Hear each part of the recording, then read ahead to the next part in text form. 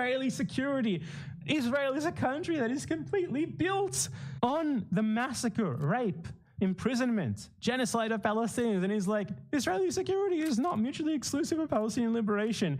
Palestinian liberation means the state of Israel is gone, means they get their land back, means your ethnic privileges are gone. There was not a state of Israel with that. There is no, this identity Israeli does not exist with that. So yes, obviously these are mutually exclusive. You want to keep Palestinians oppressed for your own benefit. Exclusive. You need both. And it can be done, but not while people like Hassan lie, propagate. He's literally lying and propagandizing here by presenting this obvious bullshit testimony, if it's true, as his only evidence in a UN report that he mischaracterized. And incite hate. It's people like him, ironically, that prolong the conflict indefinitely. You moved to Israel from the USA. You chose to move to Israel to receive ethnic privileges at the cost of Palestinians. Oh, man. There's no space for conversation. There's no space for rational thought. There's no space for nuance. What an idiotic rant. Like, he moves on as if he's proven his claim of mass rape with nothing but this obviously made-up bullshit testimony of an 18-year-old who was pressured into lying after her initial testimony where she said that nothing bad happened to her or other women, got her death threats. Palestine is like 5 degrees off from where Hassan is. And to him and his community... He does not. This is actually crazy. Like, there's no evidence at all. It's so bad. You know, he even was called out for this lying before. And his reaction was to directly claim that this person, this hostage who's peddled this made-up story of having witnessed Hamas supposedly raping hostages, which again, would not have happened on October 7th, even if it was true, and thus wouldn't substantiate Ethan's claim. And 2, she was obviously lying given how her story changed after receiving pressure from genocidal Israelis to change it. But this was his reaction to him being called out for lying about this. Kidnapped from her home on October 7th by Hamas terrorists and was held captive for 51 days. Though only 17 years old, she witnessed the murder of her father and sister on that day and is now speaking out about what she witnessed in Gaza as well in a new documentary by Sheryl Sandberg. Pretty amazing to be immediately disproven. She goes, I wouldn't believe it unless it was firsthand. Here's a 17-year-old whose family was murdered in front of her and she was kidnapped for 50 days and continually raped while being in captivity.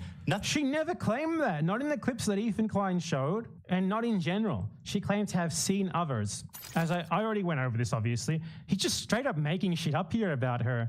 He didn't even say that she was raped in his video, just sort of insinuated it. He showed her speaking for like 10 seconds and cut out the rest. And then and now he's saying outright, she claims to have been raped. No, she does not. And she is directly contradicting what she said earlier. This is exactly what I said. It's just straight up shaming. It's just shaming, scolding you, fake outrage in replacement of actual evidence. Ethan Klein doesn't even know what he uses evidence here. It did not register what she actually said, what she actually claimed.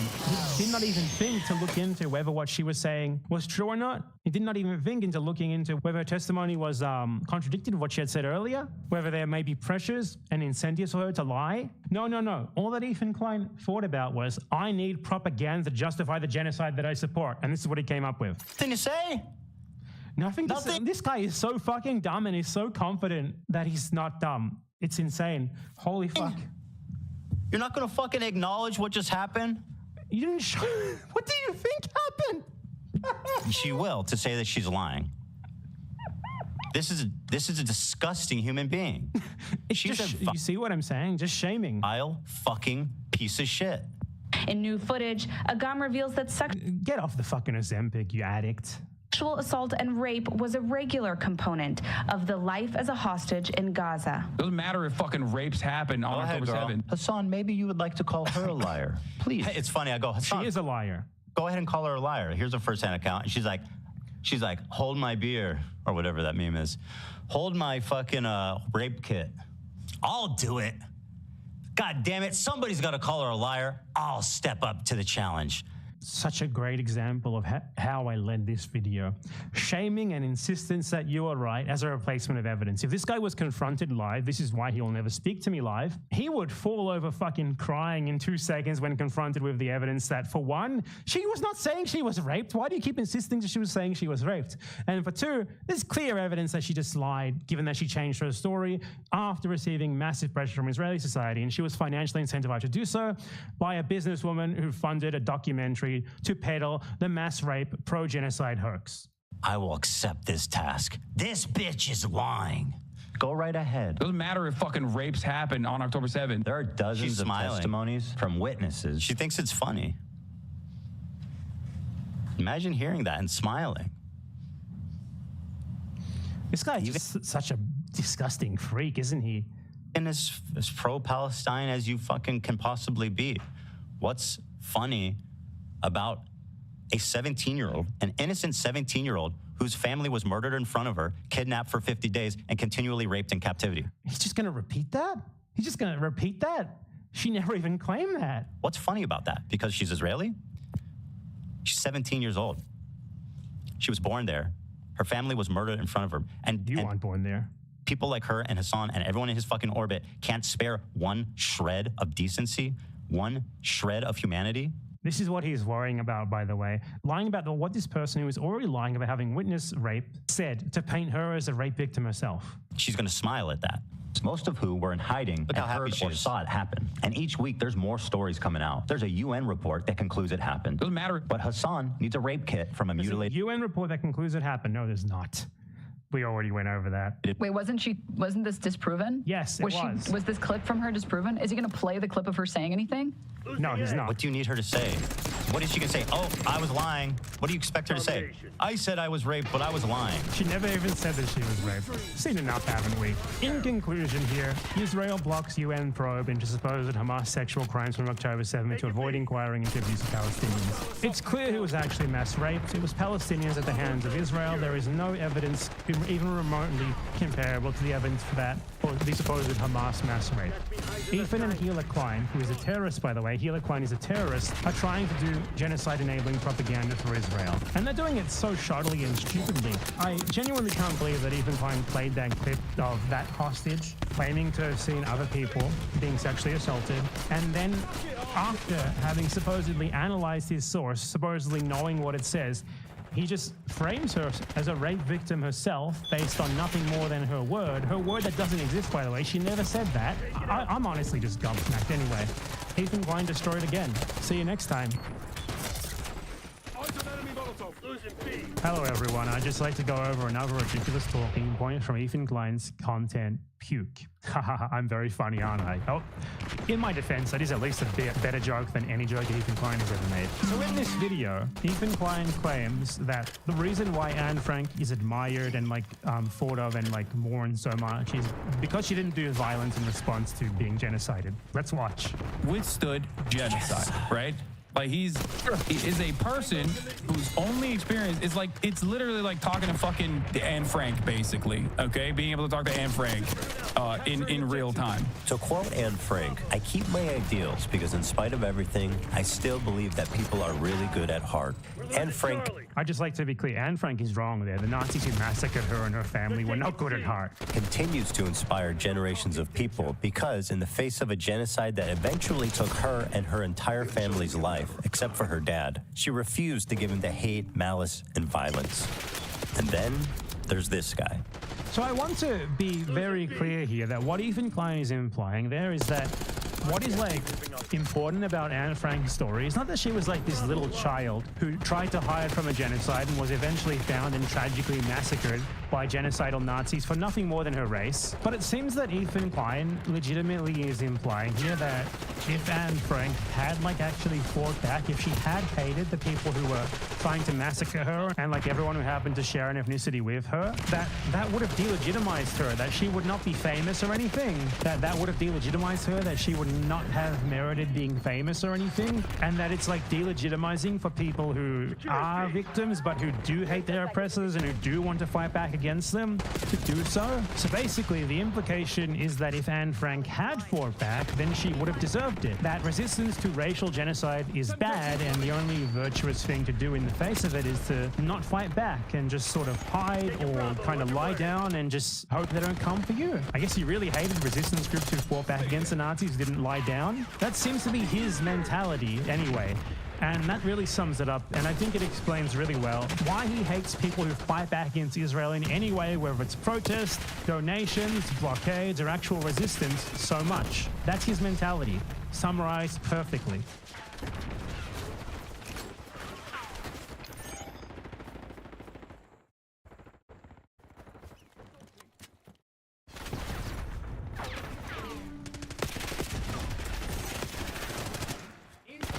implying he's in a video game or something? Like, the joke doesn't make sense.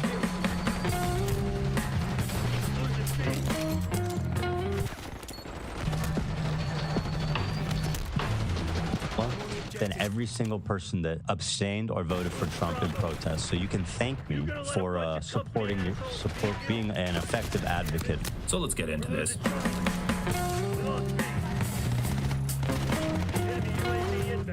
This is an example of Ethan Klein, a liberal Zionist that has a bleeding heart for the Palestinian people, but not bleeding enough to actually take a stand against the ethno-state that Israel presents itself as, is in the current form of, and not so bleeding that he's willing to overlook people like Hassan and Frogan and Bad Empanada of saying, you know, these resistance groups aren't that bad when we're talking about the resistance against Israel, and actually, like, Israel's imperialism and aggression is what causes these resistance groups in the first place.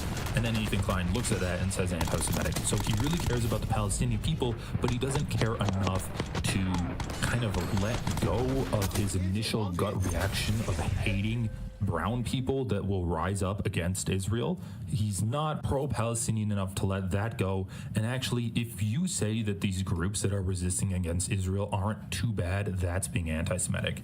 So let's get into this. That come out of this project. I knew that of Hassan's cultish diehard fans that obviously I wouldn't be converting or getting through to any of them. And the reaction is just, you guys will see how comical their reactions have been, to the point of the coping that has been underway has been something to witness. But what I did want is to influence anyone who's like knows about him, that doesn't really know about him, people that are like casual watchers, people who are watchers of both of us, who are like, I'm a fan of both of them, and you know, I can't decide between mom and dad and all this kinds of stuff. And in general too, I mean, I say at the end of the video, I say explicitly, my goal was to reach out to people in mainstream media who continually have Hassan on their platform.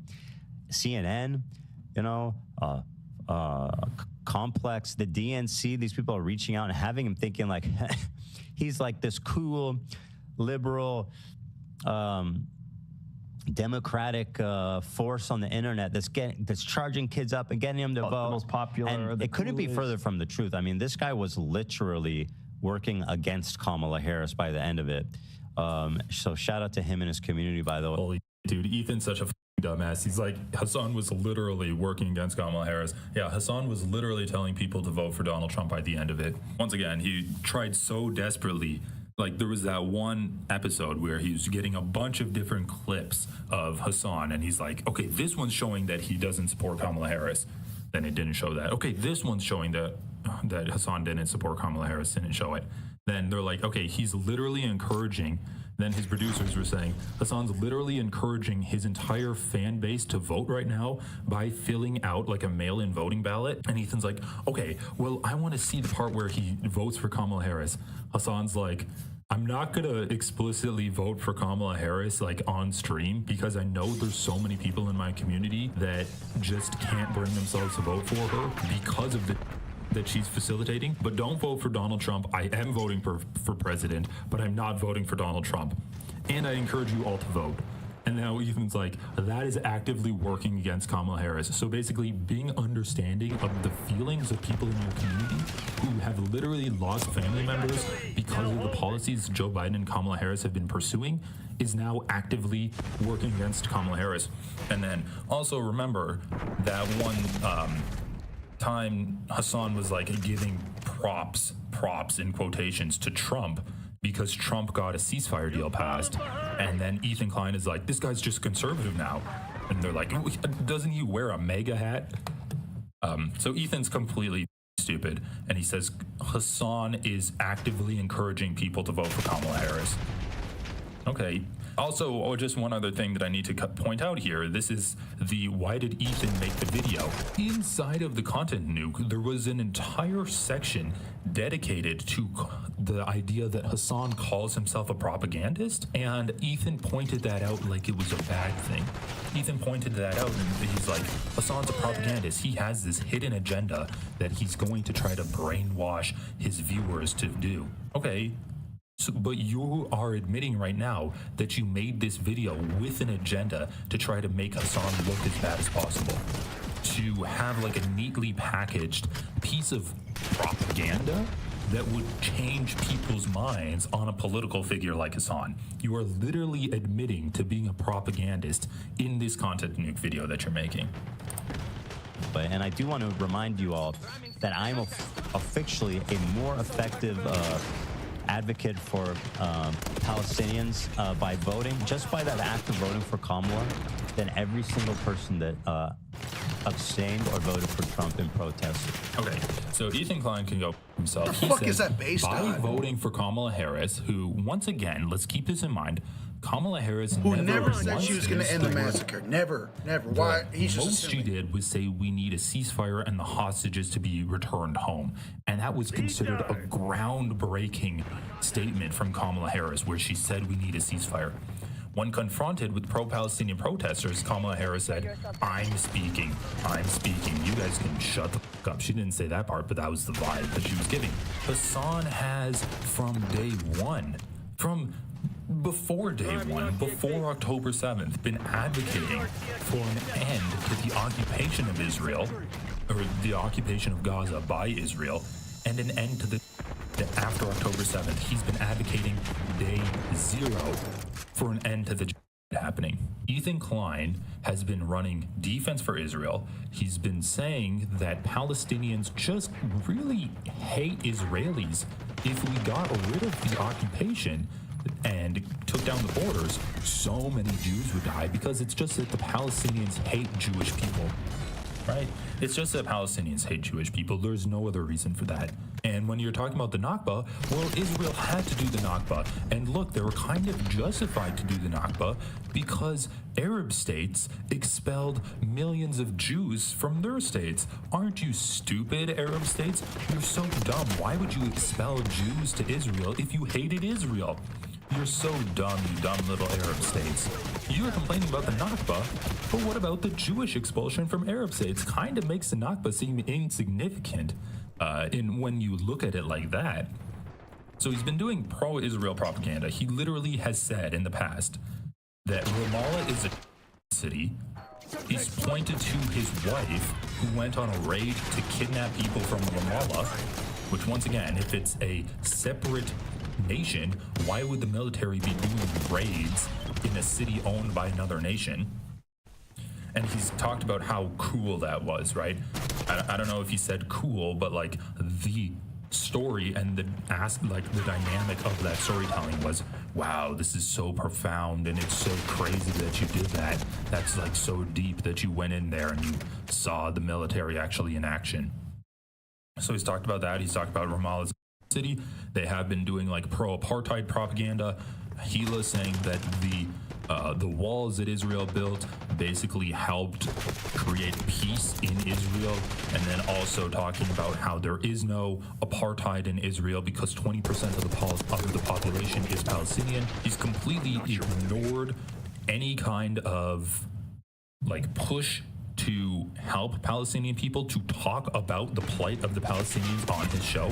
The most he'll do is say that, well, I don't agree with the settlers in the West Bank, and I think Netanyahu's like it. But now let's talk about Hassan and how he's a little bit too pro-Hamas. Hassan loves Hamas, and he doesn't condemn Hamas enough. Hassan didn't cry when I showed him a video of a guy saying like, oh, well, I think that, those hipsters at the music festival had it coming. Hassan didn't cry at that part. It's like, this is the kind of advocacy that Ethan Klein is doing, and he has the fucking gall to say that he's more pro-Palestinian than Hassan is, simply because he voted for someone who's facilitating it in Kamala Harris. As I've said before, there are differences in the levels of mania that Kamala Harris has and what Donald Trump has. But they're not enough to say that if you voted for Donald Trump, you are more, or like you're more anti-Palestinian than someone who's been advocating for Palestinians for the past year and a half. This is ridiculous.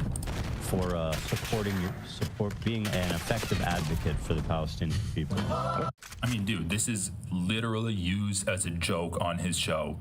advocacy for Palestinians is literally being used as a joke on his show, right? By voting, just by that act of voting for Kamala, then every single person that abstained or voted for.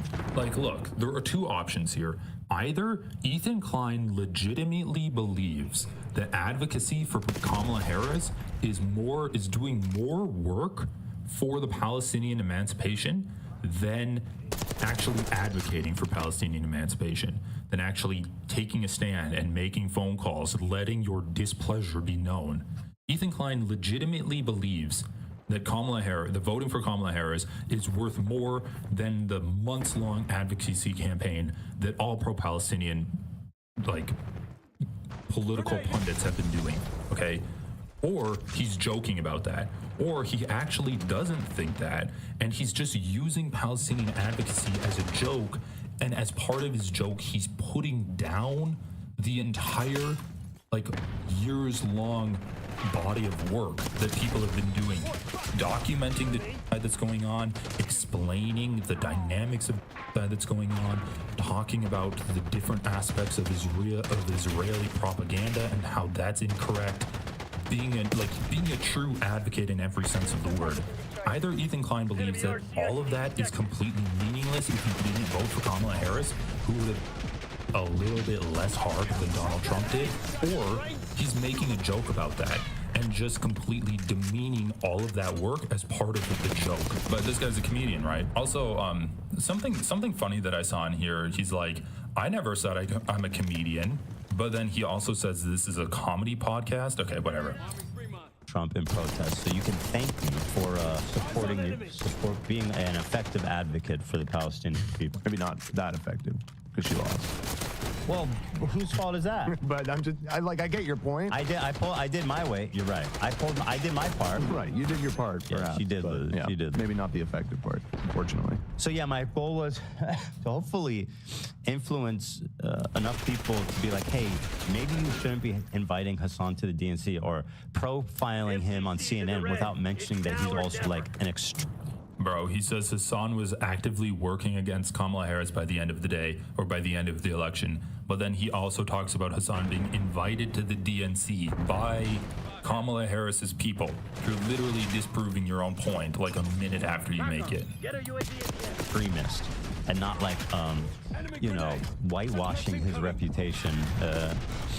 So that was part of it. The other part was to hold Twitch accountable. There's some parts in this video that I wish I saw more people talking about that I don't. Specifically, at the end of the video, there's a whole section on Twitch in which I talk about a few employees of Twitch with like deeply up views. And one of them is the marketing director of inclusivity. And this f***ing bitch. And I will tell you, and I will say that, and you'll know that I earned it. She tweeted out, what is, once again, head of inclusive marketing. She tweeted out, what is the difference between a Jewish kid and a Boy Scout? Does anyone know the answer? I do know the answer, and I was going to give you the criticism that I feel like you probably should have answered that riddle in the video, because I feel like a lot of people don't get it. I felt like it was too up. I feel like YouTube would have been like, I mean, maybe. So the answer is that the Boy Scout goes home from camp. Right, yeah, no, I got it. Yeah. Yeah, no. That's wonderful. Yeah, no, The head of it. Wow, so it's a Holocaust joke. That is, I mean, okay. Ethan's literally made Holocaust jokes before on his show. It's not in good taste. It's a joke at like the expense of Jewish people's experiences in the Holocaust, right? But once again, is that the best he has? Like, if we're comparing his behavior to this person's behavior, which is worse? Okay, but whatever. Like, that was the thing. He literally just put up that tweet and it's like, this is so anti-Semitic. And it's like, I have no context for this. I don't even know what it means. And then Ethan Klein, like a week later, explains what it means, and it's a Holocaust joke. Okay, man. Okay. You could have just said she makes Holocaust jokes, but I don't know. That seems like, I guess it wouldn't really have proved his point that he was going for. Inclusive marketing, in fact. But that's my point, is I feel like it did not hit the way it should have, because I think that it's a little too obtuse of a reference. Okay, interesting. But yeah, that was... I genuinely felt like it was too racist. It was so racist that that YouTube would have said something. Actually, let me pull up the video, because I don't want to do her I owe her at least the dignity of giving her credit for that spicy hot. Yeah, I see a lot of people saying in the chat that they didn't Yes, get it the first time. difference between a Boy Scout and a Jewish kid is that the Boy Scouts go home from camp. Marketing, in fact. But that's my point. How fantastic is that, guys? Let's see. Jimmy Lee 101, Joe. Hey, thanks for the super chat. Number one most important way of advocating voting for Kamala Harris is as if Hassan wasn't kicked out of her DNC for talking to an uncommitted representative. Is that actually why Hassan left? But yeah, exactly. It's like Hassan was literally advocating for Kamala Harris. He was begging her to change her campaign strategy, which would have gotten her more votes, and the DNC completely ignored her. And once again, I think that all of this Islamophobia stuff, or anti-Palestinian advocates, because the Palestinian advocates, even if they suggested to vote for Kamala Harris, they might not have been 100% on board with her, and they might have been like, yeah, I think she's the lesser of two evils, so I'm going to vote for her. That's famously what Sam Cedar was talking about the entirety of this 2024 election cycle. Notably, Ethan Klein isn't really talking about how Sam Cedar was kind of down on Kamala Harris when she was trying to run for election. He doesn't talk about anything that Sam Cedar does. And I think that my conversation with Matt Lieb was really kind of like eye-opening with that, because he talked about how he's been treated as a person who is Jewish and advocating for the end of Israeli apartheid. And he talks about how like a Jewish anti-Zionist is it's something that Israel hates the most. And I think that's true for other liberal Zionists as well. Ethan Klein doesn't want to acknowledge that there are Jewish people out there that are anti-Zionist and that do disagree with Ethan Klein. That is why he was so quick to respond to the idea that that one guy that was sitting next to Frogan in that podcast clip that he used in the nuke was Jewish. So quick to respond to him and so quick to dismiss him by calling him a token Jew. And I think we can actually like take a look at that right now. So we'll look a bit of cringe from Ethan here, and then we have here. So, I mean, this is a point I see a lot where it's like denying Jewish heritage in the Middle East. These people are from the Middle East. They've lived there for thousands of years. And, you know, it's just really up to the bigotry that I see. And it's passed off. It's almost passed off not even as like anything controversial. It's like a leftist talking point with these people. Like it's just part of the like colonial oppressor-oppressed narrative. They're like, yeah, no, you know, they're just stealing. They just came and they're stealing everybody's culture. And look at these Jews with their hummus. What a bunch of cultural... That guy actually said that. Dude, the fact that they have the audacity to create sub-reddits. This is casual bigotry being passed around like a leftist talking point. It's exactly what people are saying, that anti-Semitism is coming mostly That's literally from what I said. You pre-watched less. And yes, I know this dip. Yeah, this is the joke I want you guys to say, because this guy... And everyone, he's like, they go, did you really call him a token Jew? I can't believe you said that. He's like, yeah, he is a token Jew. He's sitting there with a bunch of friends joking about how Jews in the Middle East are stealing hummus as a cultural heritage. Yeah, you're a token. And yes, I know this dip is also Jewish. Incredible. He picked up so many tokens, he actually became one. And by the way, you're proud of that line word. Oh my God, dude. I can't get over it, man. Ethan is so proud of himself. Like, of course, this entire episode is just him off. But when he pauses that and then he looks to his career for affirmation, that was one of the worst jokes that I've heard in a long time. And the fact that look, it's kind of a funny thing if it's an ironically bad joke. Like, it's so bad, but I'm going to ironically say it, and it's actually kind of funny.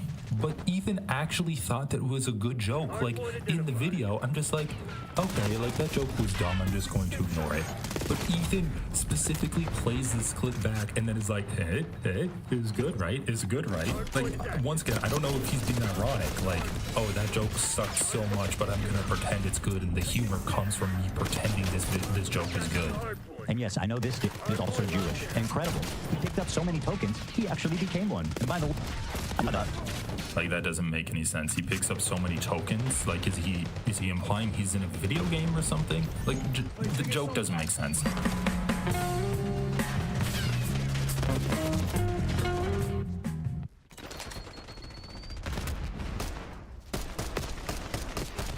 I am stunned and dismayed.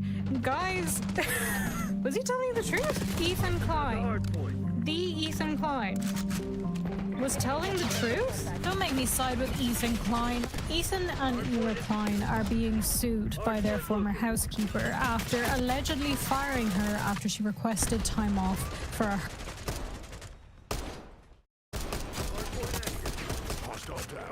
captured the hard point.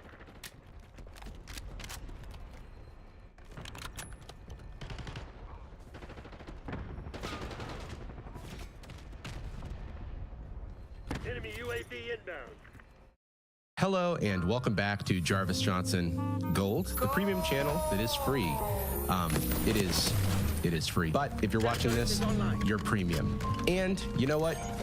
You're a millionaire, or at least you want to be. And today we're going to learn how. I have found a coach who is going to teach me how to pick myself up by my bootstraps and become a high-achieving man. Today, we're talking about Sam Millsap, or not Sam Millsap 02. He's got 430,000 followers, and he helps online coaches start and scale. No courses for sale.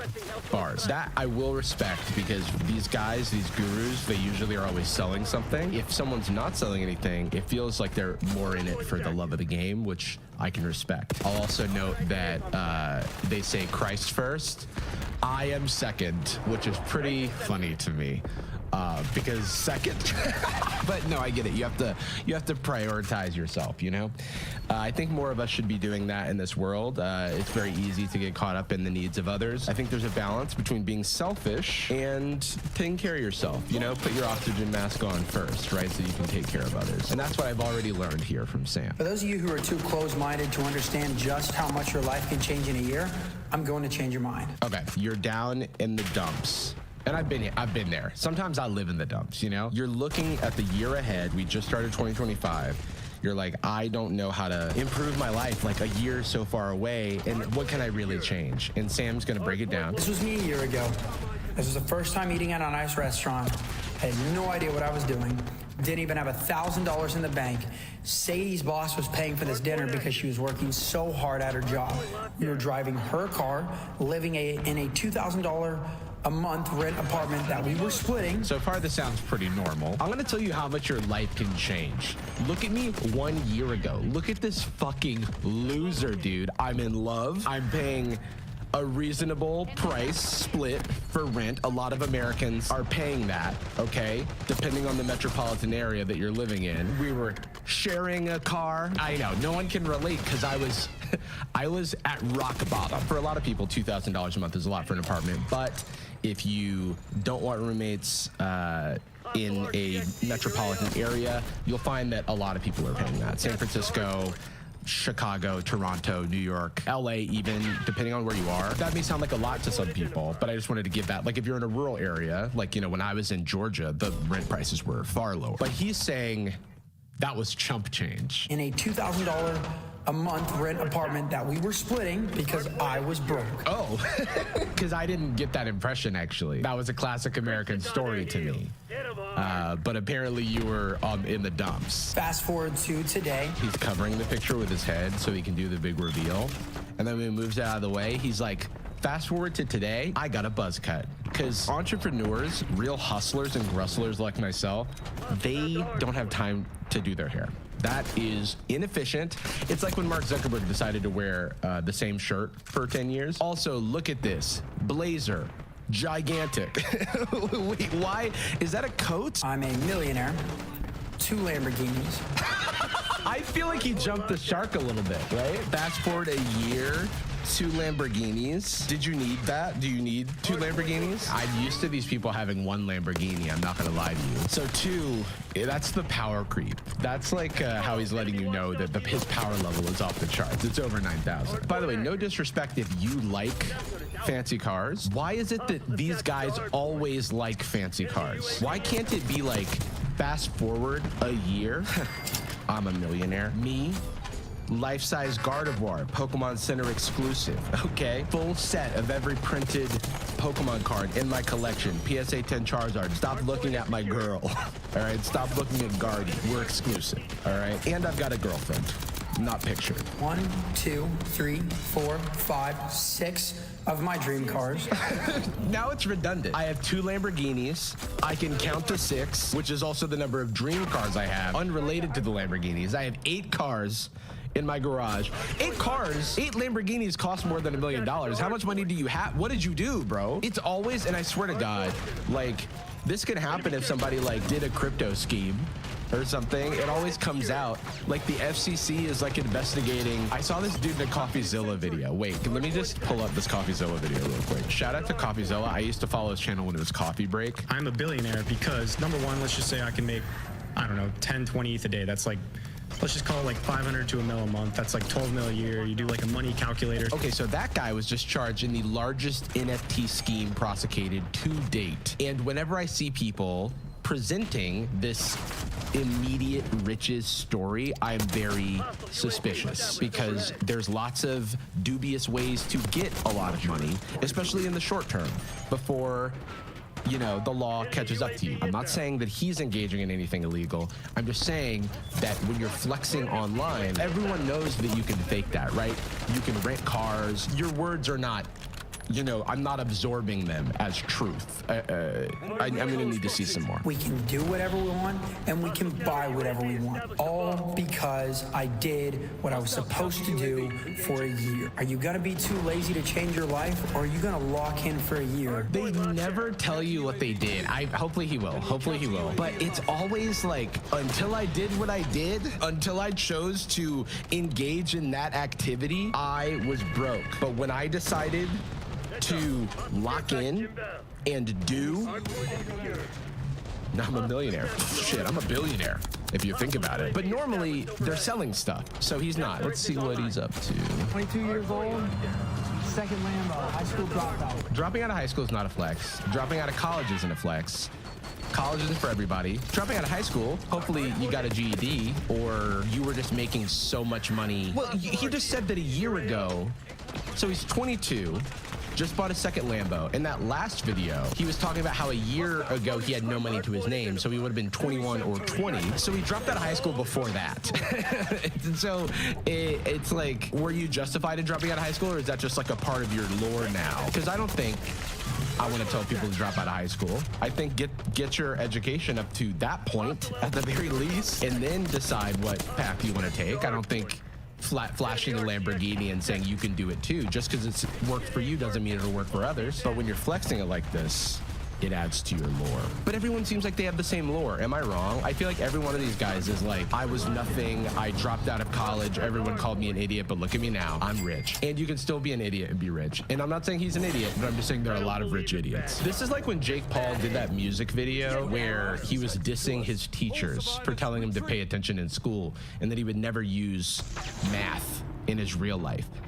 Like, okay, you became rich, but like, is that a life path that people should follow? I wouldn't say so. I mean, but I don't have a second Lambo, so I can't really talk. 2023 STO, to my knowledge, the highest MSRP STO ever built. Thank you, Kevin. The highest MSRP? That's really funny. Flexing the MSRP of like a part of your car is very highest manufacturer suggested retail price. If you're like revving your car and being annoying, I've never once thought, wow, that's so cool. I was concerned he was gonna just peel out into the street without looking both ways. Thankfully, he's exercising safe practices here. Wait, so he's bragging about paying the most money for his car? Car salesman must love this guy. He's like, wait, no, can you charge me more? I know, like, you said you were gonna knock down the price because I seem like a nice guy, but like, I can't make a TikTok about getting a good deal. So how about you overcharge me? So I could say this is the most expensive shit in the world, dude. This loaf of bread that I just bought, highest MSRP ever paid for a loaf of bread, $5,000, okay? It's delicious. This video cuts right before he backs up the car and gives the keys back to the dealer and says, hey, thanks, man. I'll tag your dealership. Thanks for letting me drive this around the block. Oh, he does tag it. I don't know anything about e-com side hustle cars, and I'm not gonna watch a single one of these TikToks, but this is when someone lists their like, this is a guy's big three. This is his like horoscope, you know? They say guys are too, you know, guys don't believe in that stuff. This is what they believe in. Me? Yeah, no, I'm, well, wait, let's see. I was born at 215, so I'm like a Lambo Sun, McLaren Rising. I mean, right now is not good for me because my Mercury is in Gatorade. If I had to start over right now and become a millionaire in 1 year, this is exactly what I would do. I would go to ChatGPT. All right, you lost me there. All right, what is he gonna ask ChatGPT? How do I become a millionaire? How can I convince a dealer ship to let me borrow their Lambo for a TikTok. In January of 2025, and we're still on, I would go to ChatGPT. No, I would go to DeepSeek, baby. Ni hao, all right? Out with the old, in with the new. Sam Altman, more like Sam, my fault, man. Project Stargate, more like, sorry, I'm late. I was busy talking to my new best friend, DeepSeek AI. I'm thinking of a really bad pun. I'm just cooking on a pun right now. Sorry, Mr. President, but you can't trump these prices. I'm trying to my bank account go up. It's a politics joke for all of you out there about AI and it's a geopolitics AI reference, and I have a computer science degree. I'm just terrific. And I'm terrific. All right, everybody, let's just get back to the video. We'll go to ChatGPT, and I would look at the top 25 or 50 skills that are in demand right now. The reason he's saying this in conversation rather than actually demonstrating it is because you're going to get a stupid result. ChatGPT's #1 job right now is software developer, which, as a person who did that job, is a very outdated answer because it is very difficult to get a job as a software engineer right now. The economy's changed. The market has changed. My own brother asked me if it was a good idea to study computer science to start a secondary career. And I'm like, if you enjoy it, then give it a go. It's something that I enjoy, the actual craft of, writing code, building software and stuff. I cannot predict where the job market is going to be in the years it's going to take to get job ready. And we've already witnessed a cooling effect on tech jobs and just the job market in general. So, and by the way, that most of the 10 things that ChatGPT is saying here are related to AI, engineering, and crypto. And we just don't know that those things, sure, if right now you have the skill set, who can predict the future? Certainly not ChatGPT, which was trained on the past. 3 ways I would grade it is 1, do I already know it? 2, am I passionate about it? And 3, if I don't know it, how hard is it to learn? These are good questions. We don't have much time. We don't have much time because I've given you the arbitrary time limit of a year to change your entire life. I will immediately start posting on social media and building a personal brand around it. This is like Gary Vee advice. You know what I mean? This type of advice is generically applicable to anyone who's going to work really hard in a direction will be able to find some success in that direction. It's just so generic. Also, was he 22, 23? I hate when people act like they've freaking cracked the code. Showing your journey. If you do not have a journey, people will not trust you. It's a huge trust. You don't have a journey, people will not trust you. I don't think that's true. People just lost millions of dollars on Hawk Tuah coin. There was no journey for Hawk Tuah girl in the crypto space. You know what I mean? Marketing is everything. In general, this is just super generic advice. To jump from dropping out of high school to ChatGPT is the 2 actionable pieces of advice. At least things that he has said that he's done other than buy 2 Lambos and just making money somehow. Once I've perfected this skill, I will start providing this skill to clients for free or cheap to get testimonials, to get proof. Remember, proof over promise. So here, maybe this is what he's doing. He's offering his skills for free to this audience. Maybe that's why he's not selling anything. Proof over promise. I will start charging market prices, and it will work like this. I put my time and energy and money into building a personal brand. I will get customers, I get results, and those results will bring me more customers. And I will start using the money that I made to invest back into the business. This is just the most generic example of business economics. I identify a need, I identify a gap in the market, I create a product that provides value to that market, then I create supply for the demand, and then I sell the product in margins, and then I sell my product for less than it costs to make, and then I make profit. It's if this wasn't presented as and this is how I bought 2 Lambos in a year and became a millionaire and can buy anything I want, then it's just generic. I took a econ class one time. Better skills, better employees, until I have scaled to $1 million. Guys, it's that simple. Just learn something and then do it until you have $1 million, and find something that's good to do. Go on ChatGPT. The one piece of actionable advice here was go to ChatGPT, which is just going to tell you to get a job in computer science or nursing or photography. ChatGPT was not helpful here. Raw skill, personal brand, $1 million. Raw skill, personal brand. Look, not to flex, I have a raw skill. I have a personal brand. I have earned $1 $1 million. That's the truth. This guy's full of shit. It's just like, because you know what else is in there? Luck. Luck is hell, dude. You got to get lucky. You got to be in the right circumstance, right? You got to have no catastrophes happen. You got to have the right people investing in you. Have the right network. You got to not make mistakes that set you back for long periods of time. You got to not have any health issues. You've got to have your family not have any issues that pull you away from any of these things. It's like, brother, why do these people never want to acknowledge how fortunate you have to be to find success? It's not hard. It is hard. It is hard. In this economy, where people are struggling to just find a fucking job, yeah, it's hard. What do you mean? It doesn't mean that the work isn't worth doing, but don't make it sound easy, because it's insulting to the millions of people who work really hard every day and don't see these results. It's not like they aren't putting the effort in, right? And it's not that just most of those people aren't working smart or working to the best of their outcomes. To even have the cushion to consider taking time to develop these skills is a privilege. If you have ever had someone in your life who's working paycheck to paycheck to provide for their family, where do they have time to develop that skill, okay? You know, it's like people always like to imagine that there's this unclaimed time and agency that someone's just not taking advantage of. When in reality, many people are being worked to the bone, and by the time they get off work, they're exhausted. It's not for lack of wanting. It's not for lack of wanting a better life for themselves or their loved ones. Personal branding is and will be, for the next couple of decades, at least, the greatest currency. Couple of decades at least. Spoken from someone who has only been alive for a couple of decades. And look at this, like, bro, I'm 16, I feel like I need a meal by 17. This is what this type of content creates. This sense that if you're not fucking hustling, then you're failing, and bro just needs to be going to his fucking history class right now. That needs to be the focus. Maybe you have a hobby on the side, you know? Like, I did all kinds of like random projects on the side when I was younger. You don't have to turn your whole life into a profit-making exercise, because there's also like enjoying life is a part of it, and the journey is a part of it, and just being comfortable and living a comfortable life is like a success, and striving for that comfortable life is like worth the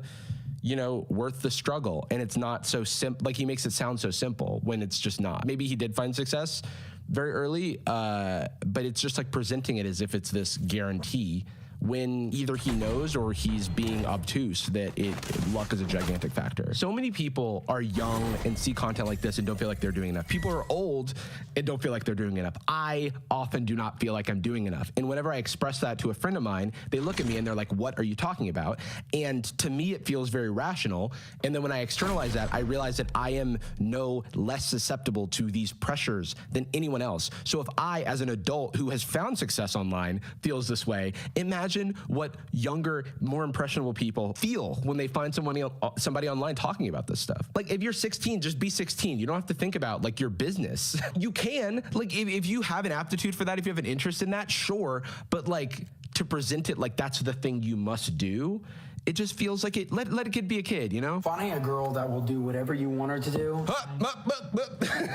Hold on. Disagree with the premise. I don't know if that's what you want. That sounds like a person without agency if they're doing whatever you want them to do. But I'm only 2 seconds in, so I'll let him finish. Not post the things you tell her not to post. Bro, where do you get this from? Bro is 22. He's already talking like a fucking set in his ways, like socially conservative Andrew Tate acolyte. Be home when you tell her to be home. What are you saying, brother? These people are getting younger and younger. I feel like the next fucking TikTok fuckboy I see is gonna be like posted up in history class talking about how you need to put girls in their place while his like teacher's trying to give a lecture. I feel like the next dude I see on my For You page is going to be at recess telling me about how girls need to behave. Buy things, take care of you, all these kinds of things, obviously with my money. He's easy. Obviously with my money, of course. Okay, so this is a part of the millionaire advice. I'm now starting to understand why he said God first, then me second as well. Because I am next to God. Provide her security. That's it. Can't be ugly. Gotta provide her security. Physically fit. Can't be ugly. Relax, brother. Dude, this personality is ugly. You guys make it so complicated. You're worried about like pickup lines and riz and you know my game. Yeah, true. Don't worry about those things. Shut up. Boys worry about that, right? And what do men worry about? They worry about controlling a woman. Be a man, right? Get some fucking money. Provide some security, okay? My girl can buy whatever she wants, whenever she wants. Whatever groceries, whatever clothes, bags. Girl stuff. Groceries. Like, bro, my girl can buy whatever she wants. Whatever Pokemon cards, whatever blind boxes, okay? And it's not because she wants it. She's not a gold digger, but I've provided her security. So when I say don't post that or don't wear that, it's yes, sir. Freak behavior, by the way. 100,000 likes? I'm sorry. Yes, sir, brother. Ooh, child. It's yes, sir had me kicking my feet, twirling my hair. I am sick. Ban just his TikTok, actually. If it's a kink thing, by all means, right? But if that's how you're behaving in your day-to-day life with someone who is supposed to be your partner, this is like so misogynist and gross, right? All parts of this. It's like, where did you learn this, brother? You're so young. You know, she gets to drive her little new Range Rover around to go grocery shopping or to go shopping for herself or take her sister or sister around or like, you know, just go get her hair or nails done. And now he's just listing activities. My girl, she's gonna get to wake up in the morning. She's gonna get to like brush her little teeth, read her little books, do her little workouts, go to her little work, hang out with her little friends, pet her little dog. But she can do that because I gave her that. She didn't have a life before I financed it. That's one of the reasons I work so hard. Right? Because I want that version of a lady, right? Some soft. I want that version of a lady. There's so many ways to just make this cute by taking out a few things. It's like, I work hard because I want to support my partner. I want them to be able to do the stuff they want to do. And that gives me purpose. And it makes me want to work a little bit harder to provide for the both of us. That's kind of what he's saying, but he's adding all of this extra shit that makes it gross, right? And she cooks and cleans for me and does an amazing job. By her choice. Now say yes, sir. As opposed to some girl that's going to a job every day, stressed out. That's your preference. But like, if my girl wants to go to her job every day, that's cool. Because she's allowed to have her own desires just as you have them. Every time I make this video, you guys get pissed off at me, but if you guys really do want to find this type of love... This is, by the way, a response now to one of the replies from his other TikTok. Obviously, she cooks, cleans, takes care of me. I love how he has to slip that in there. Like, fellas, don't worry. She cooks and cleans, okay? Like, she's a woman, all right?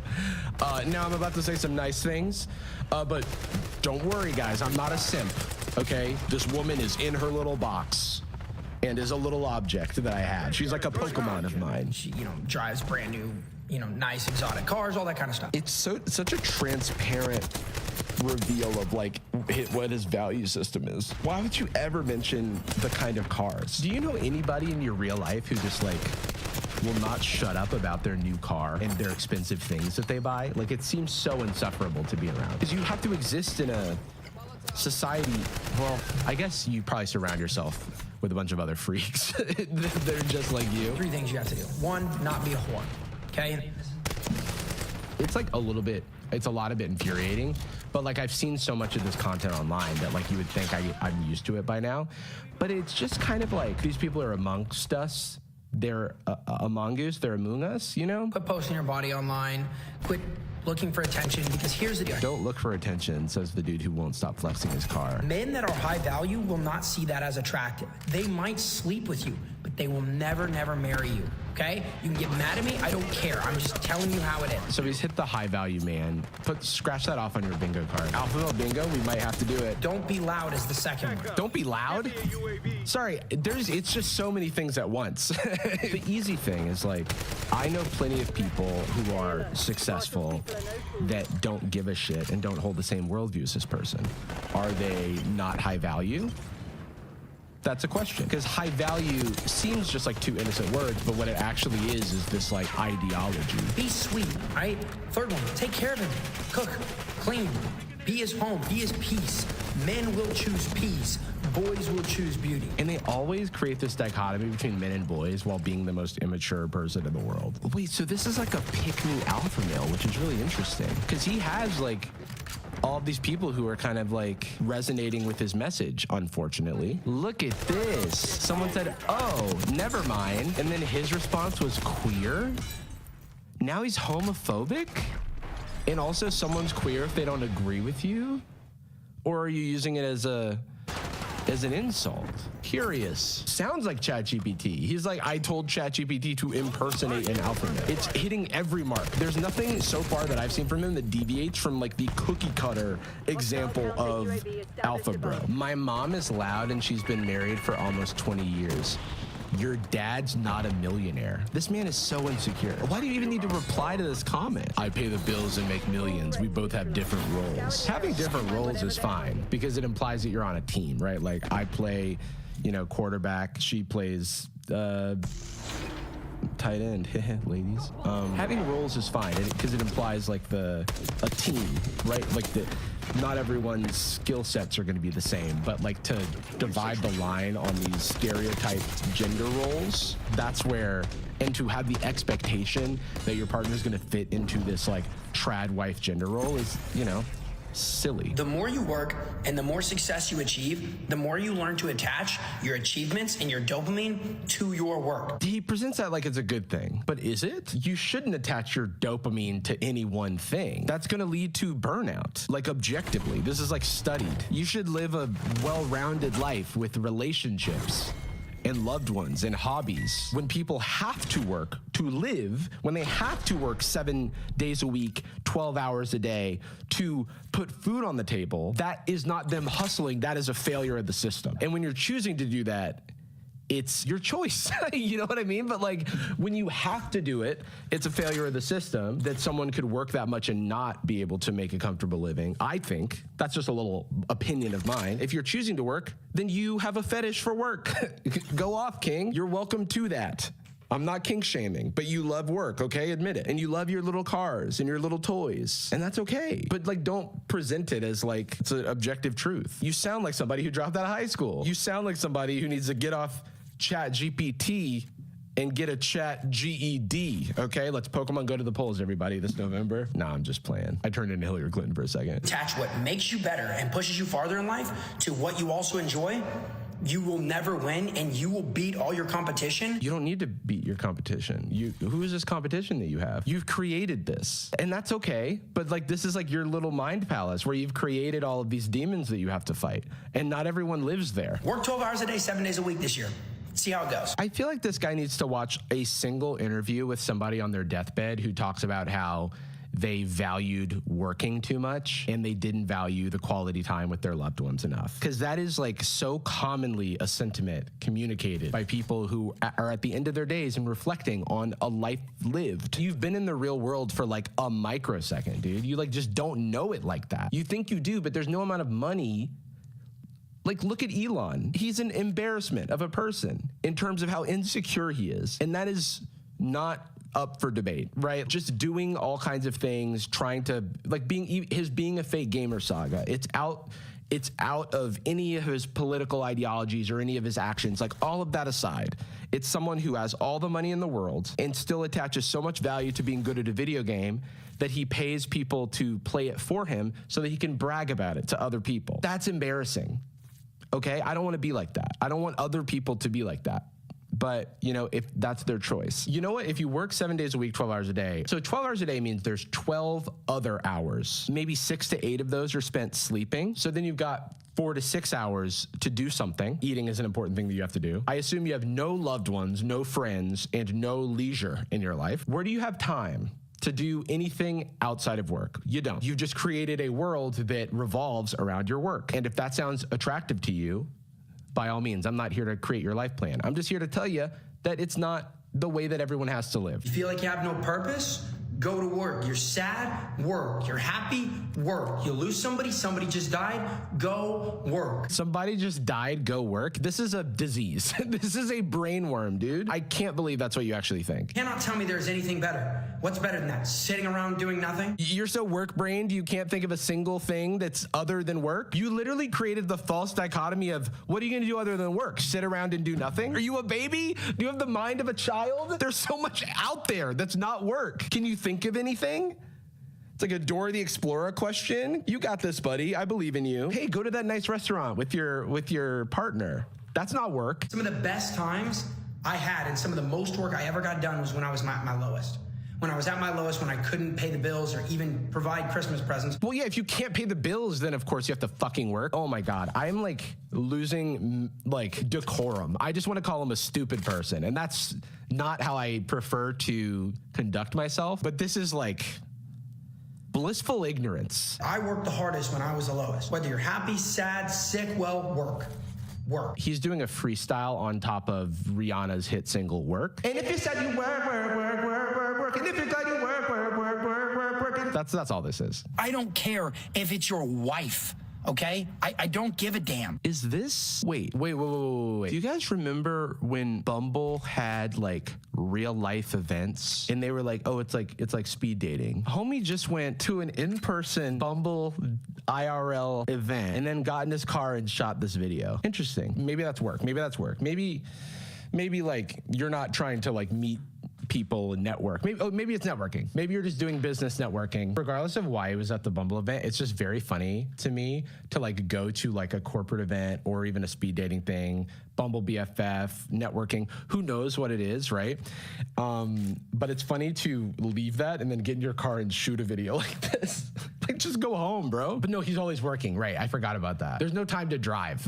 There's no time to actually drive your cars that you spend so much money on because you've got to work. Wow, we had some fun, guys. Thanks for joining today. Remember that moderation is key. Remember to take breaks. Remember to be kind to yourself.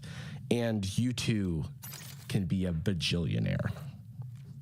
Bye.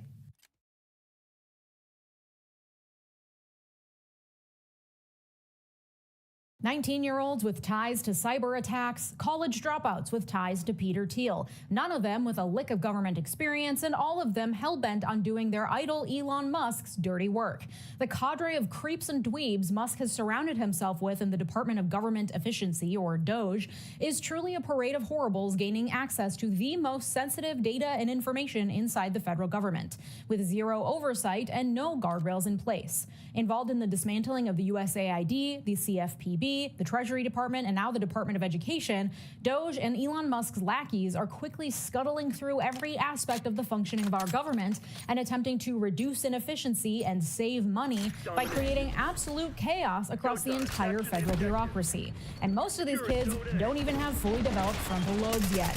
Today, we're diving into the list of these creeps and dweebs because Congress isn't doing it, and the media is doing a good job of at least naming and shaming these absolute cats, shining a light on the incompetence that is quickly dismantling the United States government. Let's get into it. Listen, I love bread, and I am thrilled to say my partner on today's video is Wild Grain, the first bake from frozen subscription box for sourdough breads, artisanal pastries, and fresh pastas. It's a card box, y'all, delivered straight to your door. Wild Grain partners with small bakers and pasta makers across the country to bring you fresh carbs. Like, what more could you possibly ever want in life? I too had a sourdough phase during lockdown, but listen, I don't have time these days, but I also love the natural sourdough taste. It's a real conundrum.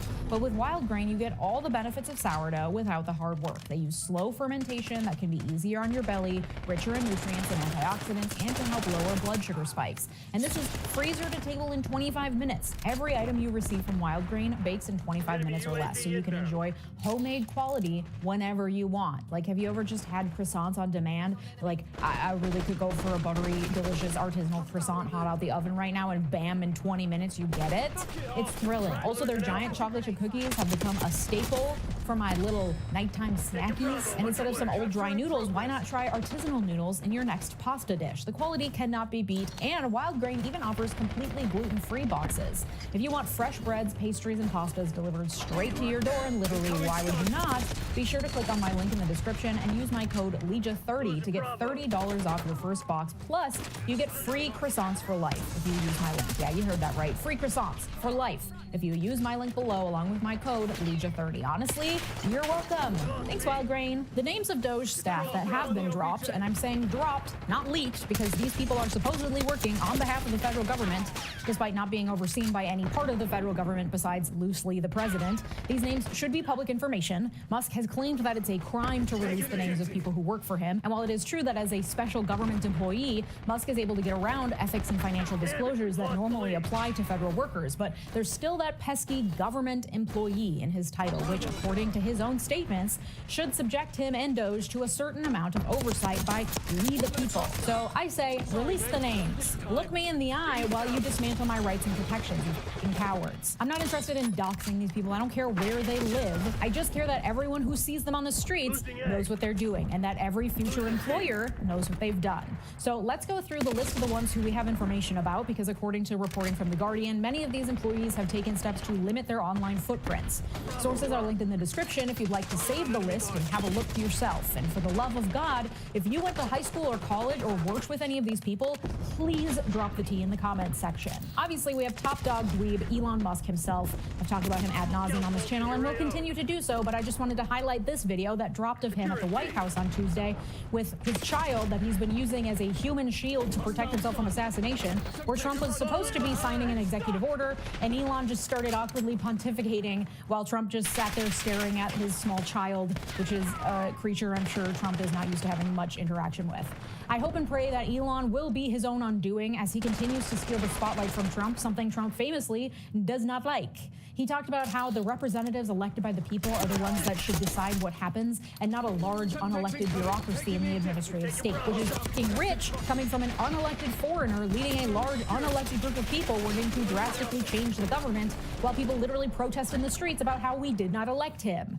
So that's the man in charge of it all. You hate to see it, and so you know the fruit of the poisonous tree is going to be equally as Let's get into that. Steve Davis, 45, worked alongside Elon to plan out Doge operations and helped recruit staffers. He's also CEO of The Boring Company, an Elon-owned company tasked with drilling tunnels under major U.S. cities for Tesla cars to drive in. He has a PhD in economics from George Mason University, which is a university that has received extensive funding from the Koch brothers to help spread insane, deeply libertarian economic fringe theories. In fact, Davis is such a fan of Ayn Rand that he regularly quotes libertarian Bible Atlas Shrugged and even appeared as an extra in a 2012 Atlas Shrugged movie. After Elon bought Twitter, he tapped Davis to help with gutting the company, and Davis and his wife set up a literal bedroom in Twitter headquarters where they slept with their newborn baby so Davis could work long hours.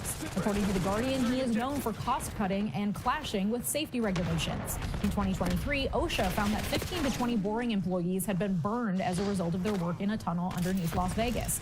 The company technically had a safety manager who told Fortune that Davis regularly undercut and isolated him in ways that got in the way of his ability to do his job. The safety manager at one point received an email from an employee saying that workers, quote, consistently flirted with death while in the tunnels. So that's Elon's right-hand man in the dismantling of our government. He was reportedly on the ground at the USAID office raid and was the one who threatened to call in U.S. Marshals if they didn't grant him access to highly sensitive information.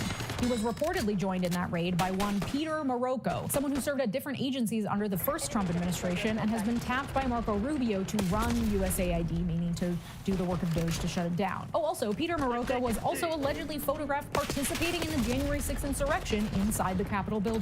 And if you're like, who is the person Steve Davis is married to that agreed to sleep at Twitter headquarters with their fresh baby? Well, that would be Nicole Hollander, 42. She conveniently also worked at Twitter, where she handled the company's real estate. It is widely reported that under Elon, Twitter downsized a lot of its real estate holdings to save money.